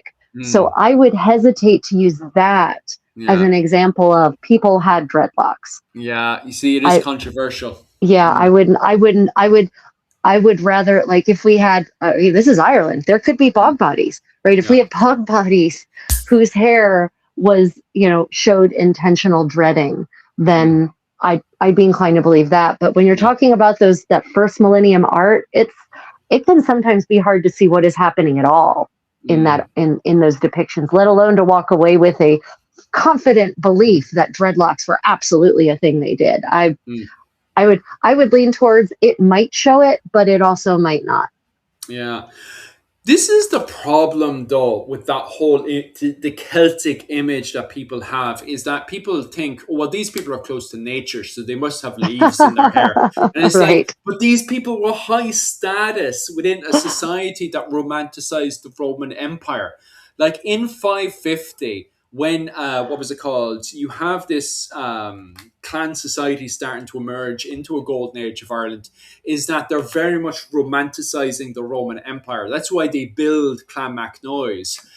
So they're constantly having this civilized idea. So this whole idea of anyone being, and you're dealing with a stage where people are going from Celtic paganism into in what we refer to as insular Christianity, which Hmm. is a Yeah. blur in itself going into Roman Christianity. But on saying that druids and priests are very high status people and they have to be seen in the society as high status. So going Right. around being smelly with leaves in your hair, no, no, no, no. You can't have that in society. You can't in reality. It can't function. I know in like video games and all that movies and all that stuff, and even Fox News documentaries, they have druids with leaves their hair and stuff. And it's like, I'm the Druid. I have leaves on my hair because I'm a I part of have nature. And leaves. it's like, Like, they oh can't my be, god. they have to be part of the community. And in the community, they have to have a high status. So they're covered in, a lot of times there's even descriptions of them in silk. They most likely did have some kind of silk garment on them. They definitely would have like, been cleaned every day. Oh. And on top of that as well, like leaves in the hair, no, no, there's no way. Maybe some form of oak on them. Probably not in their hair though, Right. I mean, if you look, especially if you look at ancient Celtic graves Mm, from from the Bronze Age, they are so sophisticated. They yeah, contain such stunning gold work. By the yeah. way, there's a Celtic grave in Germany near where I lived for 12 years that had an intact wagon inside of it, and it was a Mm, massive wagon, and it was a very, and this, we're talking 3000 BC. It mm, was very 2000 BC, very sophisticated, built in a very sophisticated manner. The Celts were not nature; they weren't tree huggers, right? yeah. This myth of them being close to nature, that is not the truth of the Celtic people. They were sophisticated, well organized society, who wanted the same things most humans want, which is to look Mm, pretty. mm. So The f- yeah, that I don't know, that idea of the Celts being close to nature, is that a golden bough thing? Is that that that another thing mostly we goes. should attribute? It, Go it, on. the thing is in Ireland that you get that romantic idea because of oak shrines. So people are like, oh well, they're connected to the oak shrines that people were going off to pray to. So people have that idea then of it being connected to nature, and them as you guys are pointing out there, would they have flower crowns in their head and stuff? I've never come across a single source of them making flower crowns and stuff. This is all like ideas people have from the 1960s with the hippie Right. movement and stuff. Yeah. Because if you go to Japan, for example, where they also have shrines, they're also connected to nature. I've never come across a oh God, within Shintoism. I've never come across a Shinto priest. I know tons of Shinto priests. What was it called on mainland? In fact, there's a Shinto priest who looks after my wife's family and stuff, and they're also insanely clean. They have a perfectly clean uniform and everything. So and Shintoism is also very much connected with nature and stuff, but it still keeps to this whole. It does actually cleanliness next to godliness. Right. There's Yeah. always a fear within both Shintoism, Buddhism, and Christianity, because we can see the same thing with Saint Columba of demons. Demons are connected to dirt. Dirt. If Yep. you're running around being dirty, and we know this from Saint Columba, you're connected to demons. Yep. And this is a time of insular Christianity. So it's a blur between Celtic pagan beliefs and insular Christian beliefs. But yet it defines in St. Columba's bibliography that dirt, because there's a dirty bucket there that's connected to a demon. There's a demon in that bucket. And it makes In it the really, dirty bucket. Yep. it doesn't turn around and say that's a heretic bucket or a pagan bucket. No, it just outright calls it a demon bucket. That has a demon in it, which means that the Irish at the time, when they're digesting the world around them, are anytime they get sick from something that hasn't been scrubbed clean, they're saying Right. that's a demon. There's demons in that bucket, you know. And then that's it. It's funny. They may have that may show some kind of primordial understanding of germ theory, but probably not. Yeah. I'm just tossing that idea that probably not. But what it does show Mm, is what have I been saying? What have you and I been saying? That yeah. medieval people understood cause and effect. Yeah. Right. They understood that if you don't clean the kitchen equipment properly, people get sick afterwards. Mm, Did they maybe, according to St. Columba, possibly interpret that then as being, you know, possessed by demons and the cleaning, therefore exorcising the demons? mm, Sure, maybe. But who cares?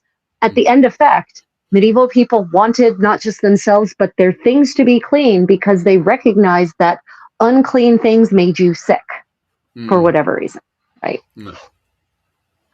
Ireland, rotting water. No, there's always clean water in Ireland because we have running river water and stuff. We also have Yeah, wells in Ireland as well.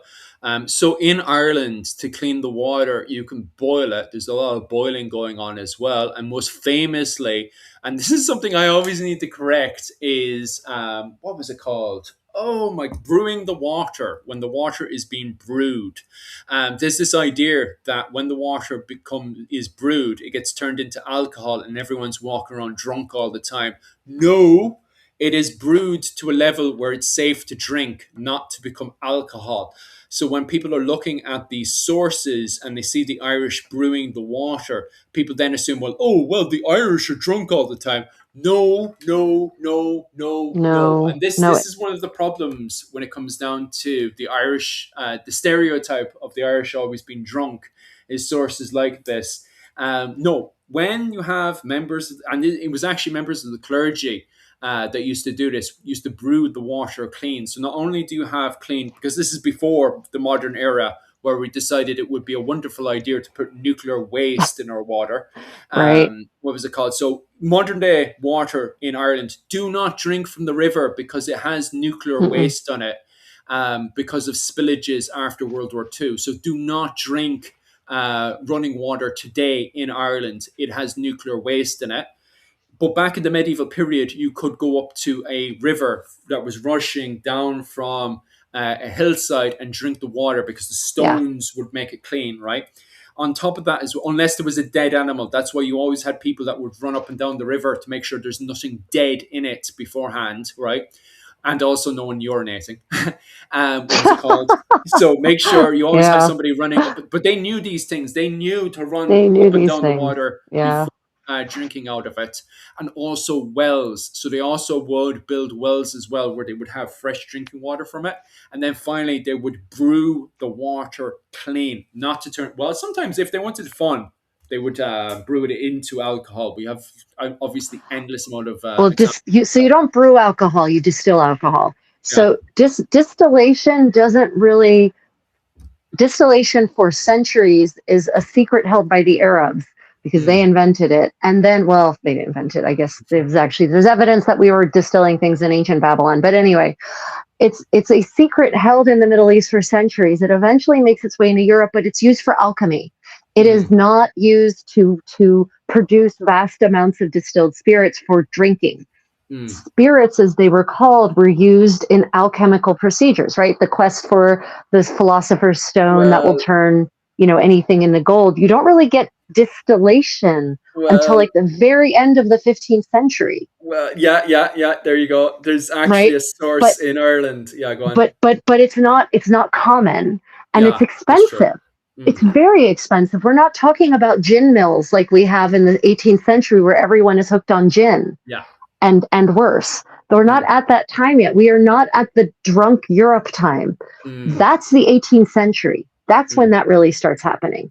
Well, And an ale and small beer is beer and ale, or what we would call actually are small beer and small ale. They're more like kombucha, right? mm. They're like 1%, 2% alcohol by volume. They're barely alcoholic. Yeah. So Um, we're not there yet. it was, what was it called? The monks in 15th, as you pointed out, the 15th century is when we get the first source of whiskey in Ireland, and it turns into a linguistic nightmare because it's connected to, what was it, spirit water or something, The or the water of water of the life, the angels? water Yeah, of the life, water of life. for linguistics, it's really, really funny, and it's simple for them. Trying to explain it to somebody who doesn't understand Middle Irish is somewhat of a nightmare. But it directly translated, it means like water of life, as you point out there. But then Yeah. linguistically, it just means straight up whiskey. And it is quite funny because that's where it starts to appear in 15th century literature to do with the monks. And then it makes its way over to Scotland because of the connection between the Highlands and stuff, which, Yeah. bloody hell, I was trying to explain yesterday to a Scottish person. Like, most, don't get me wrong, most Scottish people understood, well, Scottish people actually understood the difference between the Highlands and the Lowlands, and how in the medieval period the Scotland that we know of today would be the lowlands, okay? And then Yeah. eventually the lowlands takes over the highlands through its Yeah. administration in the 17th century. But I was talking to people yesterday when I was trying to explain this, and there were allegedly people from Scotland who did not understand the highlands. And this didn't just happen once, this happened a few times. I'm like, right, so allegedly you're Scottish, but you don't know about the highlands and you don't know the difference between the highlands and the lowlands. Like, do you know about Celtic history? Like, Well, I mean, I've had, so my video, my short, we were talking about the kilt, and I mm, published that short about the history of the kilt. I had one Scotsman come to me and say, show me your sources. I showed him my sources, and then he said, well, they lie. They're like, oh, okay. Because he's like, you know, any, Scott, all, this is the kilt we've had. All Scotsmen know that we've had the kilt since time oh immemorial. no. This is our great. This is our great national garment. I'm a Scotsman. I know. Whereas under that same video, another Scotsman commented, "Yeah, it was great to read this because clearly you know way more than I do. Like probably than most Scots, right?" Yeah. So it was really funny how he had this attitude Mm, of how dare you come and talk about my culture. I'm like, wait, dude, I'm American. You should probably guess that I've got Scottish heritage too. Just saying, as a white American, it's very likely I have Scottish heritage. We're mutts, remember? My oh, ancestors come from literally all over Europe. So um, this isn't just your history, this is my history also, but this is what the history shows. You can emotionally want to mm, have a kilt be an ancient Celtic garment worn by your proud Pictish ancestors, but that doesn't make it true. Yeah, same thing. mm, Same thing. Didn't understand the difference and didn't understand how language works. Like the word kilt is mm. not a Scottish word, buddy. It just isn't. And the thing that you come to call the kilt starts off as a blanket. Sorry. Yes. Facts, facts, facts. Only saying hard facts. We'll start finishing up because Yeah. we could easily start turning into more Yeah. conversations because some of you guys want to talk religion, some of you guys now want to talk Braveheart, Yeah. and we'll So end up having an yeah. entire tangent. Yeah, we would. But And I I will. will I will say, just. I will just if confirm. one, Yeah, what Husafel says. Yes, you're right. The men wearing kilts in Braveheart, not at all accurate. Not nah, by 400 years, not accurate. 100%, that's a Yeah. fact. Anyway, if you guys want to continue this conversation on Braveheart, Scottish clans, etc., etc., etc., definitely head on over to my channel at Irish Medieval History. This weekend with Mihal from Clans and Dynasties, we'll continue talking about everything to do with the Celts, clans, and the Gaelic culture in general. So definitely tune in then. Rachel, any plans for this week or the weekend or whatever? Well, except for Friday. Yeah. Obviously, we're live again on Friday at the same time, doing the same stuff again. Other than Yeah. that, any other plans, Let's Rachel? see. Yeah, I've got my medieval sewing party and medieval story time on Saturday. Saturday Mm, Seoul Standard Time, depending on your part of the world, that might be Friday. And then, of course, on Sunday, we'll have my usual medieval cooking party. That will be Sunday morning, all of you time, no, Asia time, or Saturday evening, Americas. So, yeah, got plenty of plans. And of course, I do random live streams also as the mood strikes me. So, if you would like to be notified when we go live, make sure you click on the notification bell on our respective channels and make certain that all is ticked. Personalized notifications mean that YouTube will let you know when it thinks you should know, not when you want to know. Yep. mm. Yeah. Oh, what is the Contessa making? Okay, I am actually working on it. I can actually maybe try it on for you. This is my new Burgundian gown, the thing that should actually go over top of this one. We're making good progress on it, actually. So let me see if I can pop this on. This is the overdress that should be worn over this kirtle when I go out of doors. And it's not done yet, but it's getting good progress. So this is made of wool, and it's a wool that is so silky, I could just roll around in it naked, right? Okay. So here it is. Yep. Imagine sleeves. It has sleeves. I just haven't attached them yet. But yeah, this is where we are, right? Yep. So yeah. And actually this is the first time I've gotten to put it on because I just finished attaching the shoulder Ooh. on the other side. So you all are actually witnessing its first try on, in fact, Mm. since I started sewing it. So you get to witness me thinking, I need to take it in the waist. It's a little too big here and there. But otherwise, it's actually sitting quite nicely. Mm, Yeah. for sure. So yeah, this is a kind of gown that would have been worn in France, Burgundy, the Low Countries, and England also in the second half of the 15th century. And it would have been worn over exactly this outfit. That's So actually yeah, class. It's absolutely gorgeous. It's really good on you, Rachel. Well yeah. done Thank with you, making that. It's so thank you, gorgeous. I'm actually thank you. looking Because forward to what we do. And Jesus Christ, you're going to end up giving me a slap in the head. We need to get back to doing the research on the 15th yes, century Irish clothing. Do you know what? Um, bloody right down. We'll start talking about that on Friday. Actually, we'll continue yeah, talking about yeah, 15. I'll fix up everything for tomorrow. I've actually got breathing space tomorrow. Not so much today. Tomorrow, right? Tomorrow now, I'll sit down and sort that out. I do apologize, Rachel, and our that's okay. Patreons who've been supporting us. But anybody who's into that now, we'll get back to that conversation on Friday and the Yeah, we weekend as will. well. And what was it called? On 15th century Irish clothing, because it's a huge project of ours. We'll get back to that. Also, on top of that, lads, I forgot to say as well, this Sunday, what Sunday bloody on now? It's the 22nd. Jesus Christ, the time is disappearing like there's no tomorrow. Yeah, it But is. on the 2nd, lads, I will be continuing, or at least starting up, my presentations to do with the Scottish War of Independence. The conversations we've been having mostly has been revolved around the 13th century leading into the Scottish War of Independence itself.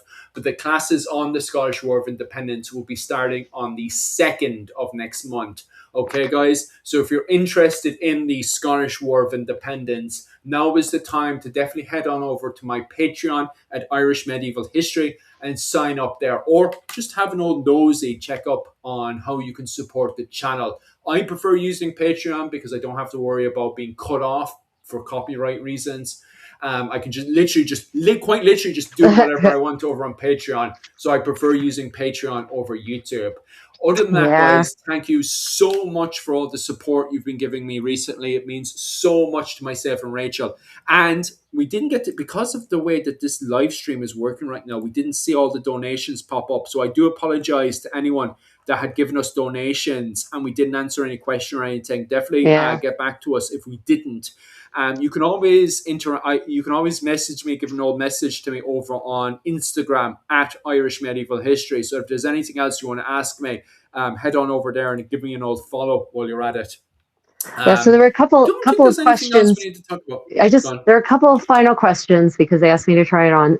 Is my necklace 15th century style? Yes. This is a replica of an original that was owned by a woman named Maria Portinari. She was actually Florentine, Ooh, but her husband was a no way. high-ranking representative of the Medici Bank in the Duchy of Burgundy, and so they were lived there. They Oh lived in wow. Bruges for most of her life, and so she actually Mm, had this, and she's depicted wearing this both as a new bride mm. and then 15 years later in a later altarpiece depicting her. So this is a replica by Armor and Castings, and you can buy this on their website, armorandcastings.com. And yes, there was another question. Mm. Will I be cutting the back down? Will I be taking? So the neckline is not quite finished. It's a turn down collar. So I haven't sewn it yet. That's why it looks all weird. So it's a turn down collar. So no, the neckline will be fine. The thing where I need to take it in is here in the waist. See, look at all that. Look at all that room. Too big. I have a small waist. It needs to be small also. Okay. Yeah, then I would also like to thank all of my channel members for supporting me, for my patrons on Patreon for supporting me, for my Facebook subscribers for actually being generous enough to give me your money to do this research, do the recreation, and share it all with you. So I know money is tight these days, and so I'm very honored by anyone who Mm. feels that I'm worthy of being the recipient of your generosity. I'd like to also thank all those of you who super chatted and gave gems. I don't know why I wasn't being shown that when I should have been, and I feel badly. So I really Yeah, do no, it's appreciate not. all of you. Right, Philip? Isn't that frustrating? Yeah, I know, right? What the hell? Especially when that does mean so much to myself and Rachel and the research that we've been putting towards various projects. We'll get on top of the project on, what was it, 15th century Irish clothing on Friday. We'll actually go back over that again for everybody that's donated so far. And everybody who wants to donate, definitely head on over to the Patreon at 15th century Irish clothing. Have an old nosy, Oh but no, we'll not focus Patreon, on it on not Friday. Patreon. If you can't find GoFundMe, it, GoFundMe, oh, sorry, Patreon. GoFund, GoFundMe, GoFundMe. GoFundMe, Yeah, it's over on GoFundMe. GoFundMe. Yeah. But we'll focus on it on Friday. So if you guys want to have an old nosy and stuff, what was it called? We'll completely cover it on Friday, and we'll also Okay. expand onto other subjects that are happening on the medieval news and all that stuff because there's tons and tons and tons to start talk about, especially now that we're going back into another what was it called year full of what was it called medieval events and all that kind of stuff. So we'll We cover it are. all Yep. on Friday. Yay, Irish clothing. I know, right? Irish clothing is amazing. We should cover it more. Anyway, I'll see Yeah. you when I see you guys. Okay. Slán go wild.